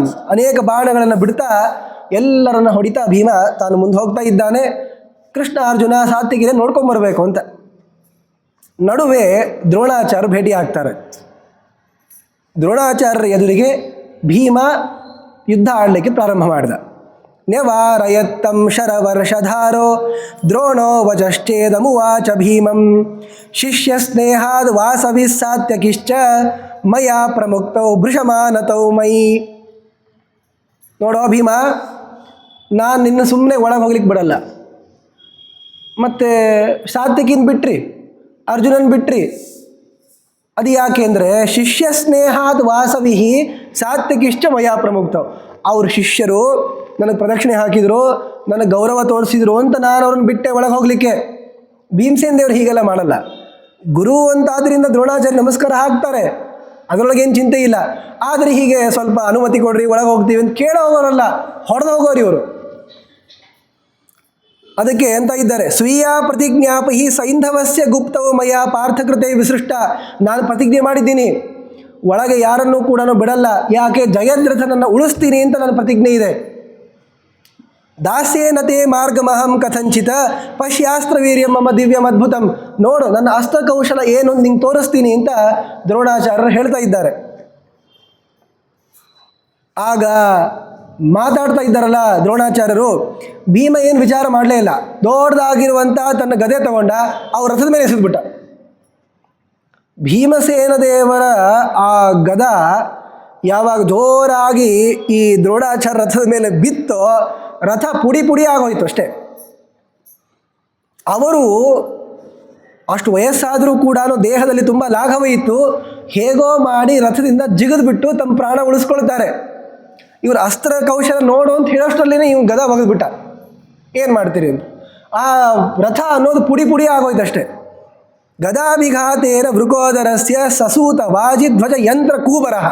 ಏನೇನೇನೂ ಉಳಿಲಿಲ್ಲ. ಗಾಲಿ ಮುರಿದೋಯ್ತು, ಧ್ವಜ ಮುರಿದೋಯ್ತು, ರಥ ಪುಡಿ ಪುಡಿ ಆಗೋಯ್ತು ಅಷ್ಟೇ. ದ್ರೋಣಾಚಾರ್ಯಗೆ ಏನಾಗಲಿಲ್ಲ. ಏಕೆ? ದ್ರೋಣಾಚಾರ್ಯರನ್ನು ಕೊಲ್ಲೋದಿಲ್ಲ ಅಂತ ಪ್ರತಿಜ್ಞೆನೂ ಇದೆ. ಗುರುಸ್ಥಾನದಲ್ಲಿರುವಂಥವರನ್ನು ಭೀಮ ಬಹಳಾದರೆ ಅವರನ್ನು ಪರಿಹಾರ ಮಾಡ್ಕೊಳ್ಳಿಕ್ಕೆ ಏನಾದರೂ ಮಾಡ್ಬೋದೇ ಹೊರತು ವಿಶೇಷವಾಗಿ ಹೊಡೆದು ಬಡಿದು ಅವನು ಮಾಡೋದಿಲ್ಲ. ಕೊನೆಗೆ ಇನ್ನೊಂದು ರಥ ಏರ್ಕೊಂಡು ಬಂದ್ರಿ. ತದೈವ ದುರ್ಯೋಧನ ಯಾಪಿತಂ ರಥಂ ಪರಂ ಸಮಾಸ್ಥಾಯ ಶರಾನ್ವರ್ಷ. ದುರ್ಯೋಧನ ಇನ್ನೊಂದು ರಥ ಕೊಟ್ಟು ಕಳಿಸ್ದ. ಅಲ್ಲಿ ತನಕ ಭೀಮ ನಿಂತ್ಕೊಂಡಿದ್ದ. ಏರ್ರಿ ಅಂತ ಇನ್ನೊಂದು ರಥ ತೊಗೊಂಡು ಬಂದರು.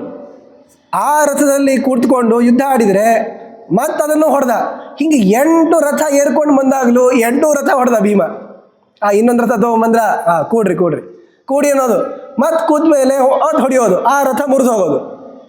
ಹೀಗೆ 8 ರಥಗಳನ್ನು ಹೊಡೆದು, ರಥ ಓಡಿಸೋರನ್ನು ಹೊಡೆದು, ಕುದುರೆಗಳನ್ನು ಹೊಡೆದು, ಇನ್ನು ದ್ರೋಣಾಚಾರ್ಯರಿಗೆ ಯುದ್ಧ ಆಡಲಿಕ್ಕೆ ಆಗಿರಬಾರ್ದು ಅನ್ನೋ ಪರಿಸ್ಥಿತಿ ತಂದು ಭೀಮ ಹೋಗ್ತಾ ಇದ್ದಾನೆ. ಅಲ್ಲಿ ಒಂದು ಪ್ರಸಂಗ ಇದೆ. ತದಾ ವಿಶೋಕೋಸ್ಯ ರಥಂ ಸಮಾನಯತ ತಮಾಹುರದ್ ಭೀಮ ಉದಾರ ವಿಕ್ರಮ. ಇಷ್ಟೆಲ್ಲ ಆದಮೇಲೆ ವಿಶೋಕ, ಭೀಮಸೇನ ದೇವರ ಸಾರಥಿ, ಕೃಷ್ಣನ ಮಗ ಅವನು. ಈ ತ್ರಿವಕ್ರ ಅಂತ ಇದ್ದಾಳಲ್ಲ, ಆ ತ್ರಿವಕ್ರ ಹಾಗೂ ಕೃಷ್ಣನ ಮಗ ಈ ವಿಶೋಕ. ಅವನಿಗೆ ಪಂಚರಾತ್ರ, ವೇದ, ಇತಿಹಾಸ ಎಲ್ಲ ಬರ್ತದ್ರಿ ಅವನಿಗೆ. ಸುಮ್ಮನೆ ಗಾಡಿ ಹೊಡೆಯೋನು ಅಂತ ಅಂದ್ಕೊಳ್ಬೇಡಿ ನೀವು, ತುಂಬ ದೊಡ್ಡ ಜ್ಞಾನಿ ಅವನು. ಅವನನ್ನು ಯಾವಾಗ ಸಾರಥಿಯನ್ನಾಗಿ ಪಡಿತಾನೋ ಭೀಮ, ಬಹಳ ಸಂತೋಷ ಆಗ್ತದೆ. ಅಲ್ರಿ, ಗಾಡಿ ಹೊಡೆಯೋರು ಸುಧಾ ಪಂಡಿತರು ಅಂತ ಆದಮೇಲೆ ಇನ್ನೇನಿದೆ ಅಂತ.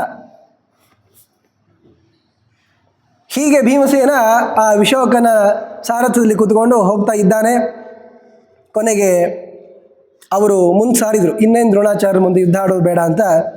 ದ್ರೋಣಾಚಾರ್ಯರು ತಾವು ಮತ್ತೆ ಯುದ್ಧವನ್ನು ಅವರು ಆಡ್ತಾ ಇದ್ದಾರೆ. ಭೀಮಸೇನ ದೇವರು ಮುಂದಕ್ಕೆ ಸಂಚಾರ ಮಾಡಿದರು. ಅಲ್ಲಿ ದುರ್ಯೋಧನನ ಮಂತ್ರಿಗಳಿದ್ದರು, ಅವರು ಯುದ್ಧಕ್ಕೆ ಬಂದಿದ್ದರು. ಅವರೆಲ್ಲರನ್ನೂ ಕೂಡ ಕ್ರಮಶಃ ಸಂಹಾರ ಮಾಡ್ತಾನೆ ಭೀಮಸೇನ.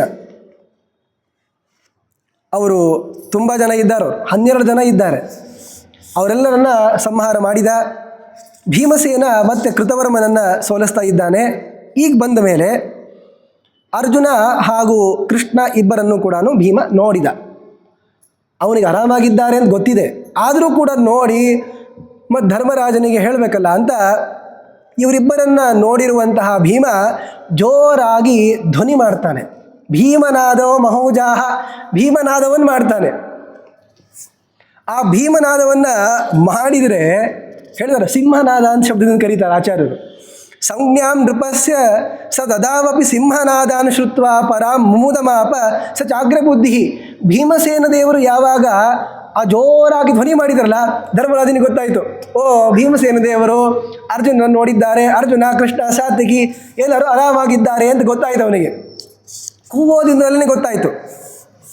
ಆಚಾರ್ಯರು ಆ ಭೀಮನಾದದ ಒಂದು ವರ್ಣನೆ ಮಾಡ್ತಾರೆ. ಭೀಮಸ್ಯ ನಾನದತ ಏವ ಮಹಾಸ್ವನೇನ ವಿಣ್ ಮೂತ್ರ ಶೋಣಿತ ಮಥೋ ಮೃತಿಮಾಪುರೇಕೆ ಭೀತೇಶು ಸರ್ವ ನೃಪತಿಷ್ವಮುವಾಪತೂರ್ಣಂ ಕರುಣೋ ವಿಕರ್ಣ ಮುಖರ ಅಪಿ ಧಾರ್ತರಾಷ್ಟ್ರಾಹ. ಭೀಮ ಈಗ ಅರ್ಜುನ ಇದ್ದಾನೆ ಅಂತ ಹೇಳಲಿಕ್ಕೆ ಧ್ವನಿ ಮಾಡಿದ ನೋಡಿ. ಅವನ ಆ ಭೀಮನಾದ ಸಿಂಹನಾದವನ್ನು ಯಾವಾಗ ಮಾಡಿದ, ಅಲ್ಲಿರುವಂತಹ ಎಲ್ಲ ಕೌರವರ ಸೈನಿಕರು ಮಲಮೂತ್ರ ವಿಸರ್ಜನೆ ಮಾಡ್ತಾ ಇದ್ಬಿಟ್ಟಾರೆ. ಮೃತಿಮಾಪು ರೇಖೆ, ಕೆಲವರಂತೂ ಎದೆ ಹೊಡ್ಕೊಂಡು ಸತ್ತು ಹೋಗ್ಬಿಟ್ರಷ್ಟೇ. ಹೀಗೆಲ್ಲರೂ ಹೆದರು ಹೋದರು. ಆ ತರಹ ಭೀಮಸೇನ ದೇವರ ಧ್ವನಿ. ಆ ತತ್ರಾನಂತ ಸ್ವಾಂತ ವೇದಾಂತಿ ಸಿಂಹೇ ಮುಖ್ಯ ವ್ಯಾಖ್ಯಾನಿಸ್ವನೇ ಜೃಂಭಮಾಣೆ. ಆಚಾರ್ಯ ಏನು ಕೂಗಿಲ್ಲ, ಆದರೆ ಆಚಾರ್ಯರ ಗಂಭೀರವಾಗಿರುವಂತಹ ಪ್ರವಚನದ ಧ್ವನಿಯನ್ನು ಕೇಳಿಸ್ಕೊಂಡಾಗ ಇವರನ್ನು ಬೈಬೇಕು, ಆಡ್ಕೊಳ್ಬೇಕು, ಸೋಲಿಸಬೇಕು ಅಂತ ಮನಸ್ಸ ಅಂದ್ಕೊಂಡಿರ್ತಾರಲ್ಲ, ಅಂತಹ ಎಲ್ಲ ನರಿಗಳು ಕೂಡ ಓಡೋಗ್ಬಿಡ್ತಾ ಇದ್ವು ಅಂತ. ಬೇಜೆ ಕ್ಷೋಭೋ ಮಾಯಿಗೋ ಮಾಯು ಥೈಹಿ ಅಂತ. ಅದೇ ಭೀಮನೇ ಮಧ್ವ ಅಲ್ವಾ. ಮುಂದೆ ಭೀಮ ವಿಕರ್ಣ, ಚಿತ್ರಸೇನ ಮುಂತಾಗಿರುವಂತಹ ದುರ್ಯೋಧನನ ತಮ್ಮಂದಿರನ್ನ ಸಂಹಾರ ಮಾಡ್ತಾನೆ. 100 ಮಂದಿಯ ಸಂಹಾರವನ್ನು ಭೀಮನೇ ಮಾಡೋದು. ಕೆಲವೊಂದು ದಿವಸಗಳಲ್ಲಿ ಅಷ್ಟು ಜನರನ್ನು ಹೊಡೆದು ಕೊಂದಿದ್ದಾನೆ. ಕರ್ಣ ಬಂದ. ಕರ್ಣನನ್ನು ಭೀಮಸೇನ ದೇವರು ಎದುರಿಸ್ತಾರೆ.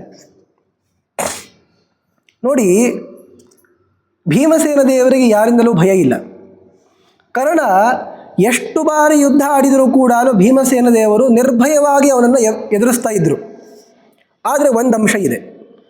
ಈ ಒಂದು ಪ್ರಸಂಗದಲ್ಲಿ ಭೀಮಸೇನ ಕರ್ಣನ ಮುಂದೆ ಸೋಲ್ತಾನೆ. ಯಾಕೆ ಸೋಲೋದು ಅಂದರೆ ಅದಕ್ಕೊಂದು ಕಾರಣ ಇದೆ. ಅದಕ್ಕಿಂತಲೂ ಮುಂಚೆ 21 ಬಾರಿ ಬಂದಿರ್ತಾನೆ. ಮತ್ತು 21 ಬಾರಿ ಬಂದಾಗಲೂ ಕೂಡ ಕರ್ಣನನ್ನು ಭೀಮಸೇನ ದೇವರು ಸೋಲಿಸಿರ್ತಾರೆ. ಇದೇ ಯುದ್ಧದಲ್ಲೇನೆ 22ನೇ ಬಾರಿ ಬಂದಾಗ ಯುದ್ಧ ಆಡೋ ಕಾಲಕ್ಕೆ ಭೀಮ ಏನು ಮಾಡ್ತಾನೆ ಅಂದರೆ ಹೀಗೆ ವಿಚಾರ ಮಾಡ್ತಾನೆ. ಇವನ ಕರ್ಣಕುಂಡಲಗಳನ್ನು ನಾಶ ಮಾಡಿ ಭೀಮ ಹೇಳ್ತಾನೆ, ಪರಶುರಾಮ ದೇವರು ಇವನಿಗೆ ಉತ್ತಮವಾಗಿರುವಂತಹ ವರಗಳನ್ನು ಕೊಟ್ಟಿದ್ದಾರೆ, ಶಾಪಗಳನ್ನು ಕೊಟ್ಟಿದ್ದಾರೆ. ಶಾಪ ಇರೋದೇನು? ಇವನು ಸ್ಪರ್ಧೆ ಮಾಡಿ ಯುದ್ಧ ಆಡಿದರೆ ಸೋಲ್ತಾನೆ. ಯಾರ ಮುಂದೆನೂ ಕೂಡ ಸ್ಪರ್ಧೆ ಮಾಡಬಾರ್ದು. ಇವನು ಅಕಸ್ಮಾತ್ ಸ್ಪರ್ಧೆ ಮಾಡದೇ ಯುದ್ಧ ಆಡಿಬಿಟ್ರೆ ಇವನು ಯಾರನ್ನಾದರೂ ಕೂಡ ಸೋಲಿಸಬಲ್ಲ ಅಂತ ಒಂದು ವರ ಕೊಟ್ಟಿರ್ತಾರೆ. ಅದಕ್ಕೆ ಇವನಿಗೆ ಬೇಕು ಅಂತಲೇ ಅರ್ಜುನ ಸ್ಪರ್ಧೆ ಅನ್ನುವ ಆ ಮನೋಭಾವ ಹುಟ್ಟಿಸೇನೆ ಯುದ್ಧ ಆಡಿಸ್ತಾ ಇದ್ರು. ಯಾವುದರಿಂದ ಅವನು ಸೋತು ಹೋಗ್ಬಿಡ್ತಿದ್ದ. ಆದರೆ ಭೀಮಸೇನ ದೇವರ ಎದುರಿಗೆ ಇವನಿಗೆ ಸ್ಪರ್ಧೆ ಇಲ್ಲ. ಇವನಿಗೆ ಮೊದಲಿಂದನೂ ಇರೋದು ಯಾರ ಮೇಲೆ ಅಂತಂದರೆ ಅರ್ಜುನನ ಮೇಲೆ. ಅವನಿಗೆ ಇಂದ್ರ ಕೊಟ್ಟಿರುವಂತಹ ಆ ಅಸ್ತ್ರವನ್ನು, ಆ ಶಕ್ತಿಯಾಯುಧವನ್ನು ಅರ್ಜುನನ ಮೇಲೇ ಬಿಡಬೇಕು, ಬೇರೆ ಯಾರ ಮೇಲೂ ನಾನು ಬಿಡಲ್ಲ. ಇದನ್ನು ಇಟ್ಕೊಂಡಿರೋದು ಅರ್ಜುನನ ಕೊಲ್ಲಿಕ್ಕೇನೆ ಅಂತ ಕುಂತಿ ಮುಂದೆನೂ ಹೇಳಿರ್ತಾನೆ. ಕುಂತಿ ಪಂಚಸುತ, ಕುಂತಿ ದೇವಿಗೆ 5 ಜನ ಮಕ್ಕಳು. ಸಾರ್ಜುನಾವ ಅರ್ಜುನ ಇದ್ದರೂ ಕೂಡ ನಾನು ಸತ್ತರೆ 5 ಮಕ್ಕಳು, ನಾನು ಇದ್ದರೂ ಕೂಡ ಅರ್ಜುನ ಸತ್ರು 5 ಮಕ್ಕಳು ಅಂತ ಹೀಗೆ ಹೇಳಿ ಅರ್ಜುನನನ್ನು ಮಾತ್ರ ನಾನು ಸರ್ವಥಾ ಬಿಡಲ್ಲ ಅಂತ ಅವನು ಹೇಳಿರ್ತಾನೆ. ಆದ್ದರಿಂದ ಭೀಮಾದಿಗಳನ್ನು ಯಾರನ್ನೂ ಕೂಡ ಕರ್ಣ ಕೊಲ್ಲೋದೇ ಇಲ್ಲ, ಪ್ರತಿಜ್ಞೆ ಮಾಡಾಗಿದೆ. ಆಮೇಲೆ ಈ ಶಕ್ತಿಯಾಯುಧವನ್ನು ಕೂಡ ಬಿಡೋದಿಲ್ಲ. ಇವನ ಹತ್ರ ಅಮೋಘವಾಗಿರುವಂತಹ ಒಂದು ರಥ, ಈ ಆಯುಧ ಹಾಗೂ ಧನುಸ್ಸು, ಈ 3 ಪರಶುರಾಮ ದೇವರ ಅನುಗ್ರಹದಿಂದ ಅವನು ಪಡೆದಿರ್ತಾನೆ. ಈ 3 ಕೂಡ ಒಂದೇ ಕಡೆ ಇಡ್ತಿರ್ಲಿಲ್ಲ ಅವನು. ಒಮ್ಮೆ ಆಯುಧ ಹೋದರೆ ಇನ್ನು ಧನುಸ್ಸು ಇರ್ತದೆ, ರಥ ಇರ್ತದೆ, 3 ತೆಗೆದುಕೊಂಡು ಬರ್ತಾ ಇರಲಿಲ್ಲ. ಯಾವಾಗ ಅತ್ಯಂತ ನನ್ನ ಮರಣಕಾಲ ಅಂತ ಬರ್ತದೋ ಆವಾಗ ನನ್ನನ್ನು ಉಳಿಸ್ಕೊಳ್ಳಿಕ್ಕೆ ಅಂತ ಈ ರಥ ತರಬೇಕು ಅಂತ ಪರಶುರಾಮ ದೇವರಿಂದ ಕೊಡಲ್ಪಟ್ಟಿರುವ ರಥದಲ್ಲಿ ಕೂತ್ಕೊಂಡು ಯುದ್ಧಕ್ಕೆ ಬರಬೇಕು ಅಂತ ಆಸೆ ಇತ್ತು ಅವನಿಗೆ. ಇವತ್ತಂತೂ ಖಾತ್ರಿ ಇದೆ, ನಾನು ಇವತ್ತು ಮರಣ ಹೊಂದಲ್ಲಾದ್ದರಿಂದ ಅವನು ಬೇರೆ ಅನೇಕ ರಥಗಳನ್ನು ತಗೊಂಡು ಬರ್ತಾ ಇದ್ದ. ಹೀಗೆ 22 ಬಾರಿ ಭೀಮಸೇನ ದೇವರ ಎದುರಿಗೆ ಬಂದಿರೋದು. ಆಗ ಭೀಮ ಅವನ ಕವಚಗಳನ್ನು ಕುಂಡಲಗಳನ್ನು ನಾಶ ಮಾಡ್ತಾನೆ. ನಾಶವನ್ನು ಮಾಡಿ ಅವನನ್ನು ಹೊಡಿಲಿಕ್ಕೆ ಅಂತ ಭೀಮ ಹೋಗೋದಿಲ್ಲ. ಯಾಕೆ ಅಂದರೆ ತಾನೇ ಅರ್ಜುನನ ಕಡೆಯಿಂದ ಪ್ರತಿಜ್ಞೆ ಮಾಡಿಸಿದ್ದಾನೆ, ಕರ್ಣನನ್ನು ಸಂಹಾರ ಮಾಡಬೇಕು. ಸ್ವತಃ ದ್ರೌಪದಿನೂ ಹೇಳಿರ್ತಾಳೆ, ಭೀಮೋ ದುರ್ಯೋಧನಂ ಹಂತ ಕರ್ಣಂ ಹಂತ ಧನಂಜಯ. ಭೀಮ ದುರ್ಯೋಧನನ್ನು ಸಂಹಾರ ಮಾಡಬೇಕು, ಕರ್ಣನನ್ನು ಅರ್ಜುನ ಸಂಹಾರ ಮಾಡಬೇಕು ಅಂತ. ಇದು ಇವತ್ತಿಗಲ್ರಿ, ಎಂದು ಅಸ್ತ್ರವಿದ್ಯೆಯನ್ನು ತೋರಿಸಬೇಕು ಅಂತ ಆದಿಪರ್ವದಲ್ಲಿ ಕಥೆ ಹೇಳ್ತಾರೆ ನೋಡಿ. ಇವರೆಲ್ಲರೂ ಬಾಲಕರಾಗಿದ್ದರು, ಅಸ್ತ್ರವಿದ್ಯೆಯ ಚಾತುರ್ಯವನ್ನು ತೋರಿಸಬೇಕು ಅಂತ ಬಂದಿದ್ದರು. ಆಗ ಕರ್ಣ ಬಂದ ಅಂತ ಹೇಳ್ತಾರಲ್ಲ, ಆಗ ಭೀಮ ಹಾಗೂ ದುರ್ಯೋಧನ ಇಬ್ಬರೂ ಕೂಡ ಸೋಲೋದಿಲ್ಲ, ಸಾಕು ಯುದ್ಧ ಅಂತ ನಿಲ್ಲಿಸ್ಬಿಡ್ತಾರಲ್ಲ.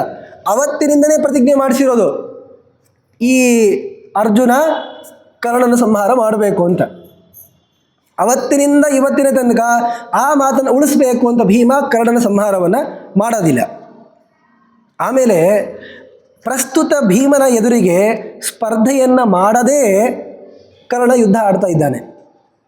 ಈಗ ನನ್ನ ಮೇಲೆ ಪರಮಾತ್ಮನ ಅನುಗ್ರಹ ಇದೆ, ನಾನು ಯಾವಾಗಲೂ ಗೆಲ್ಲೋದೆ. ತಥಾಪಿ ಮೇ ಭಗವಾನ್ ಅತ್ಯನುಗ್ರಹಾತ್ ಜಯಂ ದದ್ಯಾತ್ ಆತ್ಮವಚೋ ವಿಹಾಯ. ತನ್ನ ಮಾತನ್ನು ಸುಳ್ಳು ಮಾಡಿದರೂ ಕೂಡ ಪರಮಾತ್ಮ ನನ್ನ ಪ್ರತಿಜ್ಞೆಯನ್ನು ಯಾವಾಗಲೂ ಸತ್ಯ ಮಾಡ್ತಾನೆ. ಆದರೆ ನಾನು ಪರಮಾತ್ಮನ ಮಾತಿಗೆ ಗೌರವ ಕೊಡಬೇಕು. ಪರಮಾತ್ಮ ಹೇಳಿದ್ದಾನೆ, ಸ್ಪರ್ಧೆಯನ್ನು ಮಾಡದೇ ಇದ್ದರೆ ನೀನು ಯಾರನ್ನಾದರೂ ಗೆಲ್ಲಬಹುದು ಅಂತ. ಈಗ ಸ್ಪರ್ಧೆಯನ್ನು ಮಾಡ್ತಾ ಇಲ್ಲ, ಆದ್ದರಿಂದ ನನ್ನನ್ನೂ ಕರ್ಣ ಗೆಲ್ಲಬೇಕು, ಆದ್ದರಿಂದ ನಾನು ಸೋಲ್ತೀನಿ.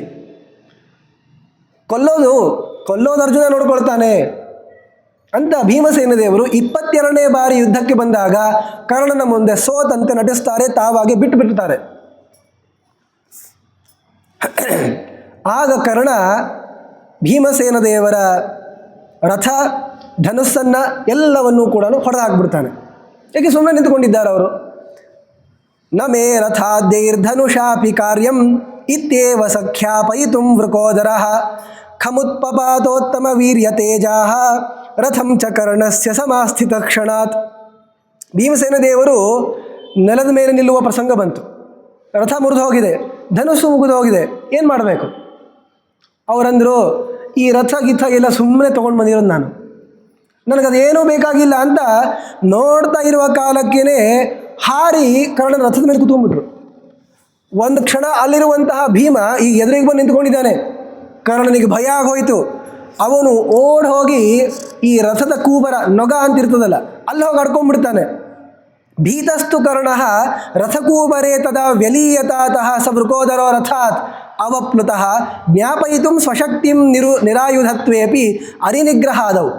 ಇದನ್ನು ಮಾಡಿದ್ದು ಯಾಕೆ ಅಂದರೆ, ನನಗೆ ಈ ಆಯುಧ ಇದೆ, ಗದ ಇದೆ ಅನ್ನೋದಕ್ಕೆ ನಾನು ಬಲಿಷ್ಠ ಅಲ್ಲ, ನಾನೇ ಒಂದು ಆಯುಧ ಇದ್ದ ಹಾಗೆ, ನನಗೆ ಬೇರೆ ಯಾವುದರ ಅವಶ್ಯಕತೆ ಇಲ್ಲ ಅಂತ ತನ್ನ ಸ್ವಭಾವ ಏನಿದೆ ಅಂತ ಅನ್ನೋದನ್ನು ತೋರಿಸಲಿಕ್ಕೆ ಎಲ್ಲ ರಥವನ್ನು ಬೇಕು ಅಂತಲೇ ಕಳೆದುಕೊಂಡು ಜಿಗಿದು ಬಿಟ್ಟು ರಥವನ್ನು ಓಡಿಸ್ಬಿಟ್ಟ ಕರ್ಣನನ್ನು. ಆದರೆ ಅವನನ್ನು ಹೊಡಿಲಿಲ್ಲ. ಅಥವಾ ಅವನ ರಥದಲ್ಲಿರುವಂತಹ ಧನುಸ್ಸನ್ನೋ ಅಥವಾ ಆಯುಧವನ್ನೋ ಭೀಮಸೇನ ದೇವರು ಎತ್ಕೊಂಡು ಹೋಗಲಿಲ್ಲ. ಎತ್ಕೊಂಡು ಹೋಗ್ಬೋದಾಗಿತ್ತು ಆರಾಮಾಗಿ. ಆದರೆ ಇವನ ಶಕ್ತಿಯಾಯುಧ ಇದೆ. ಈ ಶಕ್ತಿಯಾಯುಧವನ್ನು ಇವನು ಪ್ರಯೋಗ ಮಾಡೋದು ಅರ್ಜುನನ ಮೇಲೇ. ಆದರೆ ಪರಮಾತ್ಮ ಬಲಾತ್ತಾಗಿ ಅದನ್ನು ಘಟೋತ್ಕಚನ ಮೇಲೆ ಬಿಡಿಸ್ತಾನೆ. ಆ ಪ್ರಸಂಗ ಬರ್ತದೆ ಮುಂದೆ. ಪೂರ್ತಿ ಮನಸ್ಸಲ್ಲಿ ಇಟ್ಕೊಂಡಿರ್ತಾನೆ, ಈ ಆಯುಧ ತರಬೇಕು, ಅರ್ಜುನನ ಮೇಲೆ ಬಿಡಬೇಕು. ಶಕ್ತಿಯಾಯುಧ ಇರೋದೇ ಅರ್ಜುನನಿಗೆ ಅಂತ ಇಟ್ಕೊಂಡು ಬಂದಿರ್ತಾನೆ. ಕೊನೆಗೆ ಕೃಷ್ಣ ಪರಮಾತ್ಮ ಎಲ್ಲ ಇರೋದು ದೇವರ ಕೈಯಲ್ಲಿ. ಅವನು ಹೇಗೆ ಮಾಡಿಬಿಡ್ತಾನೆ ಅಂದರೆ, ಅಗತ್ಯ ಬ್ಯಾಡ ಅಂದರೂ ಕೂಡ ಈ ಶಕ್ತಿಯಾಯುಧವನ್ನು ಘಟೋತ್ಕಚನ ಮೇಲೆ ಬಿಟ್ಟು ಅರ್ಜುನನ ಪ್ರಾಣ ಉಳಿಸಬೇಕು ಅಂತ ಪರಮಾತ್ಮನ ಸಂಕಲ್ಪ. ಇದನ್ನು ಭೀಮ ತಿಳಿದುಕೊಂಡಿರ್ತಾನೆ. ಆದ್ದರಿಂದ ಅವನು ಆ ಆಯುಧವನ್ನು, ಶಕ್ತಿಯಾಯುಧವನ್ನು ಅಪಹಾರ ಮಾಡಲಿಲ್ಲ. ಆಮೇಲೆ ಕರ್ಣನಿಗೂ ಏನು ವಿಚಿತ್ರವಾಗಿ ಹೊಡೆದು ಹಿಂಸೆ ಮಾಡಿ ಕೊಲ್ಲಿಲ್ಲ. ನೇರವಾಗಿ ಭೀಮ ಹೇಗೆ ಆ ರಥವನ್ನು ಏರಿದ್ನೋ, ಅವನಿಗೆ ಹೆದರಿಸಿದ್ನೋ ಹಾಗೆ ಇಳಿದು ಬಂದ್ಬಿಟ್ನಷ್ಟೆ. ಅದನ್ನು ಮಾಡಿದ್ದು ಯಾಕೆ ಅಂದರೆ, ನಾನು ಏನನ್ನಾದರೂ ಮಾಡಬಲ್ಲೆ, ನನಗೆ ಯಾವ ಆಯುಧದ ಅಪೇಕ್ಷೆ ಇಲ್ಲ ಅನ್ನೋದನ್ನು ಭೀಮ ತೋರಿಸ್ದ. ತತಃ ಕರ್ಣೋ ದೂರಗತಂ ವೃಕೋದರಂ ಸನ್ಮಾನಯಂತಂ ರಾಮವಾಕ್ಯಂ ವಿಜಾನನ್. ಅದರಿಂದ ಪರಶುರಾಮ ದೇವರ ಮಾತಿಗೆ ಗೌರವ ಕೊಡಬೇಕು ಅಂತ ಭೀಮ ಕರ್ಣನನ್ನು ಬಿಟ್ಟು ದೂರಕ್ಕೆ ಹೋಗ್ತಾ ಇದ್ದಾನೆ. ಆಗ ಬೇಗನೆ ಓಡಿ ಬಂದು ರಥದಲ್ಲಿ ಕೂತ್ಕೊಂಡು ಬಾಣಗಳನ್ನು ಭೀಮಸೇನ ದೇವರ ಮೇಲೆ ಬಿಡಬೇಕು ಅಂತ ಕರ್ಣ ಪ್ರಯತ್ನ ಮಾಡಿದ. ಭೀಮ ಏನು ಮಾಡಿದ ಗೊತ್ತಾ, ಅಲ್ಲೇ ಸತ್ತಿರುವಂತಹ ಆನೆಗಳಿರ್ತಾವಲ್ಲ ಅವೆಲ್ಲವನ್ನು ಎಸಿತಾ ಇದ್ದ ಬಾಣಗಳಿಂದ ರಕ್ಷಣೆ ಮಾಡಿಕೊಳ್ಬೇಕು ಅಂತ. ಇವನು ಬಿಟ್ಟಿರುವಂತಹ ಪ್ರತಿಯೊಂದು ಬಾಣವೂ ಕೂಡ ಮೃತವಾಗಿರುವಂತಹ ಆನೆಗೆ ಬಡಿಬೇಕು ಹೊರತು ಭೀಮಸೇನರು ಏನೂ ಆಗ್ತಾ ಇರಲಿಲ್ಲ. ವ್ಯಸೂನ್ ಗಜಾನ್ ಪ್ರಕ್ಷಿಪಂತಂ ಸಮೇತ್ಯ ಸಂಸ್ಪೃಶ್ಯ ಚಾಪೇನ ವಚಶ್ಚ ದುಷ್ಟಂ ಶಂಶ್ರಾವಯಾಮಾಸ ಸುಯೋಧನಸ್ಯ ಪ್ರೀತಿ ಪ್ರಜಾನನ್ನಪಿ ತಸ್ಯ ವೀರ್ಯಂ. ಆಗ ಒಂದು ದೊಡ್ಡ ತಪ್ಪು ಕೆಲಸ ಮಾಡ್ತಾನೆ ಕರ್ಣ. ಬಾಣ ಏನೋ ಬಿಟ್ಟ, ಅದನ್ನು ಪರಿಹಾರ ಮಾಡಿಕೊಳ್ಳಿಕ್ಕೆ ಅಂತ ಸತ್ತಿರುವಂತಹ ಆನೆಗಳ ಶರೀರವನ್ನು ಎಸೆದಿದ್ದಾರೆ ಭೀಮಸೇನ ದೇವರು. ಆವಾಗ ದುರ್ಯೋಧನನಿಗೆ ಪ್ರೀತಿಯಾಗಲಿ ಅಂತ ಭೀಮಸೇನ ದೇವರನ್ನು ನಿಂದೆ ಮಾಡ್ತಾನೆ. ಏನು ನಿಂದೆ ಮಾಡ್ತಾನೆ ಅಂದರೆ, ಭೀಮಸೇನ ದೇವರನ್ನು ತೂಬರ ಅಂತ ಕರೀತಾನೆ. ತೂಬರ ಅಂತಂದರೆ ಈ ಗಡ್ಡ ಮೀಸೆ ಸರಿಯಾಗಿ ಯಾರಿಗೆ ಬೆಳೆದಿರಲ್ವಲ್ಲ ಅವನಿಗೆ ತೂಬರ ಅಂತ ಕರೀತಾರೆ. ಅದೊಂದು ದೋಷ. ಅದು ಪುರುಷರಿಗೆ ಉತ್ತಮವಾಗಿರುವಂತಹ ಗಡ್ಡ ಮೀಸೆ ಇರಬೇಕು. ಭೀಮಸೇನ ದೇವರಿಗೆ ಇತ್ರಿ. ಮತ್ತೆ ಈಗ ತೂಬರ ಅಂತ ಕರೆದ್ರೆ ಏನಾಗೋದಿದೆ ರೀ ಅಂದರೆ, ಒಂದು ಕಥೆಯನ್ನು ಆಚಾರ್ಯರು ಹೇಳ್ತಾರೆ. ನಾನು ಅದಕ್ಕೆ ಹೇಳಿದ್ದು, ಈ 14ನೇ ದಿವಸದ ಯುದ್ಧ ಏನಿದೆ ತುಂಬ ವಿಚಾರಗಳಿವೆ ಇಲ್ಲಿ. ಜಯದ್ರಥನ ವಧೆ ಪ್ರಸಂಗ ಇನ್ನೂ ತುಂಬ ಮುಂದಿದೆ, ಆದರೆ ಸಮಯ ಆಗ್ತಾ ಹೋಗ್ತಾ ಇದೆ ಅಂತ. ಆದ್ದರಿಂದ ಈ ಪ್ರತಿಜ್ಞೆಯನ್ನು ಹೇಳಿ ಇಲ್ಲಿಗೆ ಸಮಾಪ್ತವನ್ನು ಮಾಡೋಣಂತೆ. ಭೀಮಸೇನ ದೇವರನ್ನು ಅವನು ತೂಬರ ಅಂತ ಬೈತಾನೆ. ಕೇವಲ ತೂಬರ ಅಲ್ಲ, ತೂಬರಕ, ಮೂಢ, ಔದರಿಕ ಅಂತ. ಔದರಿಕ ಅಂದರೆ ಹೊಟ್ಟೆಬಾಕ, ತುಂಬ ತಿಂತಾನೆ ಅಂತ. ಭೀಮಸೇನ ದೇವರು ಆ ಥರ ತೋರಿಸಿದ್ದಾರೆ ಬಿಡಿ, ಆದರೆ ದೋಷ ಅಲ್ಲ. ಮತ್ತೆ ಮೂಢ, ದಡ್ಡ ಅಂತ ಅಂದರೆ ಭೀಮಸೇನ ದೇವರನ್ನು ಯುಕ್ತಿಯಿಂದ ಕೆಲಸ ಮಾಡಲ್ಲ ರೀ ಅವರು, ಬರೀ ಹೊಡೆದು ಮಾಡ್ತಾರೆ ಅಂತ ಮೂಢ. ಆಮೇಲೆ ತೂಬರ ಅಂತ. ಈ ಔದರಿಕ, ಮೂಢ ಅಂತ ಇಷ್ಟು ಬೈದಿದ್ರೆ ಚಿಂತೆ ಮಾಡ್ತಿರ್ಲಿಲ್ಲ ಭೀಮಸೇನ ದೇವರು. ಬೈಕೊಂಡು ಹೋಗಿದ್ದಾನೆ ಬಿಡಪ್ಪ ಅಂತಂತಾರೆ. ತೂಬರ ಅಂತ ಬೈದಿದ್ದಕ್ಕೆ ಸಿಟ್ಟು ಬಂತು. ಅದಕ್ಕೆ ಯಾಕೆ ಸಿಟ್ಟು ಮಾಡಿಕೊಂಡು ಅಂದರೆ, ಅದಕ್ಕೊಂದು ಕಥೆ ಇದೆ. ಇದನ್ನು ಅವ್ರು ಹೇಳಿದ್ದು ದುರ್ಯೋಧನಿಗೆ ಪ್ರೀತಿ ಆಗಲಿ ಅಂತ. ಅವನು ಹೇಳ್ಕೊಟ್ಟಿರ್ತಾನೆ, ನೀ ಬೈ ಭೀಮನನ್ನು ತೂಬರ ಅಂತ ಬೈ ನೀನು ಅಂತ. ಇದರಲ್ಲಿ ಏನು ಕಥೆ ಇರೋದು ಅಂದರೆ, ಈ ದ್ರೋಣಾಚಾರ್ಯರ ಹತ್ತಿರ, ಪರಶುರಾಮ ದೇವರ ಹತ್ತಿರ ಅಭ್ಯಾಸ ಮಾಡಲಿಕ್ಕೆ ಅಂತ ಇವರೆಲ್ಲರೂ ಕೂಡ ಹೋಗಿರ್ತಾರೆ. ಆಗ ಪರಶುರಾಮ ದೇವರು ಇವರೆಲ್ಲರಿಗೂ ಕೂಡ ಒಂದು ಪ್ರತಿಜ್ಞೆಯನ್ನು ಮಾಡಬೇಕು ಅಂತ, ರಹಸ್ಯ ಪ್ರತಿಜ್ಞೆಯನ್ನು ಇಟ್ಕೊಂಡಿರಬೇಕು ಅಂತ ಹೇಳಿರ್ತಾರೆ. ಏನದು? ನೀವು ಒಂದು ಗುಟ್ಟು ಇಟ್ಕೊಂಡಿರಬೇಕು. ಆ ಗುಟ್ಟನ್ನು ಯಾರಿಗೂ ಕೂಡ ಬಿಟ್ಕೊಡಬಾರ್ದು. ಅದಕ್ಕೆ ಯಾರಾದರೂ ಕೂಡ ವಿರುದ್ಧವಾದ ರೀತಿಯಲ್ಲಿ ನಡ್ಕೊಂಡಿದ್ರು ಅಂತಂದರೆ ಅವರನ್ನು ಸಂಹಾರ ಮಾಡೋ ರೀತಿಯಲ್ಲಿರಬೇಕು. ಅವರು ಅಂದರೆ ಶತ್ರುಗಳನ್ನು ಸಂಹಾರ ಮಾಡೋ ರೀತಿಯಲ್ಲಿರಬೇಕು. ಜನಕ್ಕೆ ಒಳ್ಳೆಯದೂ ಆಗಬೇಕು ಅದರಿಂದ. ಸುಮ್ಮನೆ ನಾವೇನೋ ಗುಟ್ಟು ಒಂದು ಇಟ್ಕೊಂಡ್ಬಿಟ್ಟು ನನಗದಕ್ಕೆ ವಿರುದ್ಧವಾಗಿ ಮಾಡ್ದ ಅಂತ ಲೋಕಕ್ಕೆ ಪೀಡೆನೂ ಆಗಬಾರ್ದು. ತತ್ ಶತ್ರುವಧ ರೂಪಂ ಚ ಪೂರ್ವಾಸಿದ್ಧಂ ಚ ಗೂಹಿತಂ ಅವಿರುದ್ಧಂ ಚ ಧರ್ಮಸ್ಯ ಕಾರ್ಯಂ ರಾಮಸ್ಯ ತುಷ್ಟಿದಂ. ಪರಶುರಾಮ ದೇವರು ಹೇಳಿರ್ತಾರೆ, ನೀವೆಲ್ಲರೂ ಒಂದೊಂದು ನಿಯಮ ಹಾಕ್ಕೋಬೇಕು, ಒಂದು ಗುಟ್ಟಿಟ್ಕೊಂಡಿರಬೇಕು. ಅದನ್ನು ಪಾಲನೆ ಮಾಡೋದು, ಅದು ನಿಮ್ಮ ಶತ್ರುವಧ ರೂಪನೂ ಆಗಿರಬೇಕು. ಆಮೇಲೆ ಯಾರಿಗೂ ಪೀಡೆನೂ ಆಗಿರಬಾರ್ದು ಅಂತ, ದೇವರಿಗೆ ಸಂತೋಷನೂ ಆಗಬೇಕು. ಆ ತರಹ ಒಂದು ಗುಟ್ಟಿಟ್ಕೊಳ್ಬೇಕು ಅಂತಂದಾಗ ವಿಚಾರ ಮಾಡಿದರು ಭೀಮಸೇನ ದೇವರು, ಅಂಥದ್ದೇನಿದೆ? ಈಗ ನನಗೆ ತುಂಬ ಮೀಸಿ ಗಡ್ಡ ಎಲ್ಲ ಇದೆ. ಅದಕ್ಕೆ ಅವ್ರು ಅಂದ್ಕೊಂಡ್ರು, ನನ್ನನ್ನು ಯಾರೂ ಕೂಡ ತೂಬರ ಅಂತ ಕರೀಬಾರ್ದು. ಯಾರಾದರೂ ನನ್ನನ್ನು ತೂಬರ ಅಂತ, ಗಡ್ಡ ಮೀಸಿ ಇರಲಾರ್ದವನು ಅಂತ ಕರೀತಾರೆ ಅಂದರೆ ಅವನನ್ನು ಕೊಲ್ತೀನಿ ಅಂತ ಇವರು ಪ್ರತಿಜ್ಞೆ ಮಾಡಿರ್ತಾರೆ. ಅಲ್ಲ, ಅದು ದುರ್ಯೋಧನಿಗೆ ಹೆಂಗೆ ಗೊತ್ತಾಯಿತು ಅಂದರೆ, ಅರ್ಜುನನ ಮೇಲಿನ ಪ್ರೀತಿಯಿಂದ ಭೀಮ ಹೇಳಿರ್ತಾರೆ, ನೋಡು ಮತ್ತು ಪರಶುರಾಮ ದೇವರು ಈ ತರಹ ಇಟ್ಕೊಳ್ಳಿಕ್ಕೆ ಹೇಳಿದ್ರಲ್ಲ, ನಾನು ಈ ಒಂದು ಮಾತನ್ನು ಗುಟ್ಟಿಟ್ಕೊಂಡಿರೋದು, ತೂಬರ ಅಂತ ನನ್ನ ಯಾರು ಕರೀತಾರೋ ಅವ್ರನ್ನ ನಾನು ಸಂಹಾರ ಮಾಡ್ತೀನಿ ಅಂತ. ಮತ್ತು ಅರ್ಜುನ ಏನಿಟ್ಕೊಂಡಿದ್ದ ಅಂದರೆ, ಈ ಗಾಂಡೀವ ಧನುಸ್ಸನ್ನು ವಾಪಸ್ ಕೊಡು ಅಂತ ಯಾರಾದರೂ ಅಂದರೆ ಅವನನ್ನು ಕೊಲ್ತೀನಿ ಅಂತ ಅವನು ಪ್ರತಿಜ್ಞೆ ಮಾಡಿರ್ತಾನೆ. ಇದು ಅವನ ಗುಟ್ಟು. ಇಬ್ಬರೂ ಕೂಡ ಅಣ್ತಮ್ಮಂದರು ಪರಸ್ಪರವಾಗಿ ಅದನ್ನು ಹೇಳ್ಕೊಂಡಿರ್ತಾರೆ. ಇದನ್ನು ಕದ್ದು ಕೇಳಿಸ್ಕೊಂಡಿರ್ತಾನೆ ದುರ್ಯೋಧನ.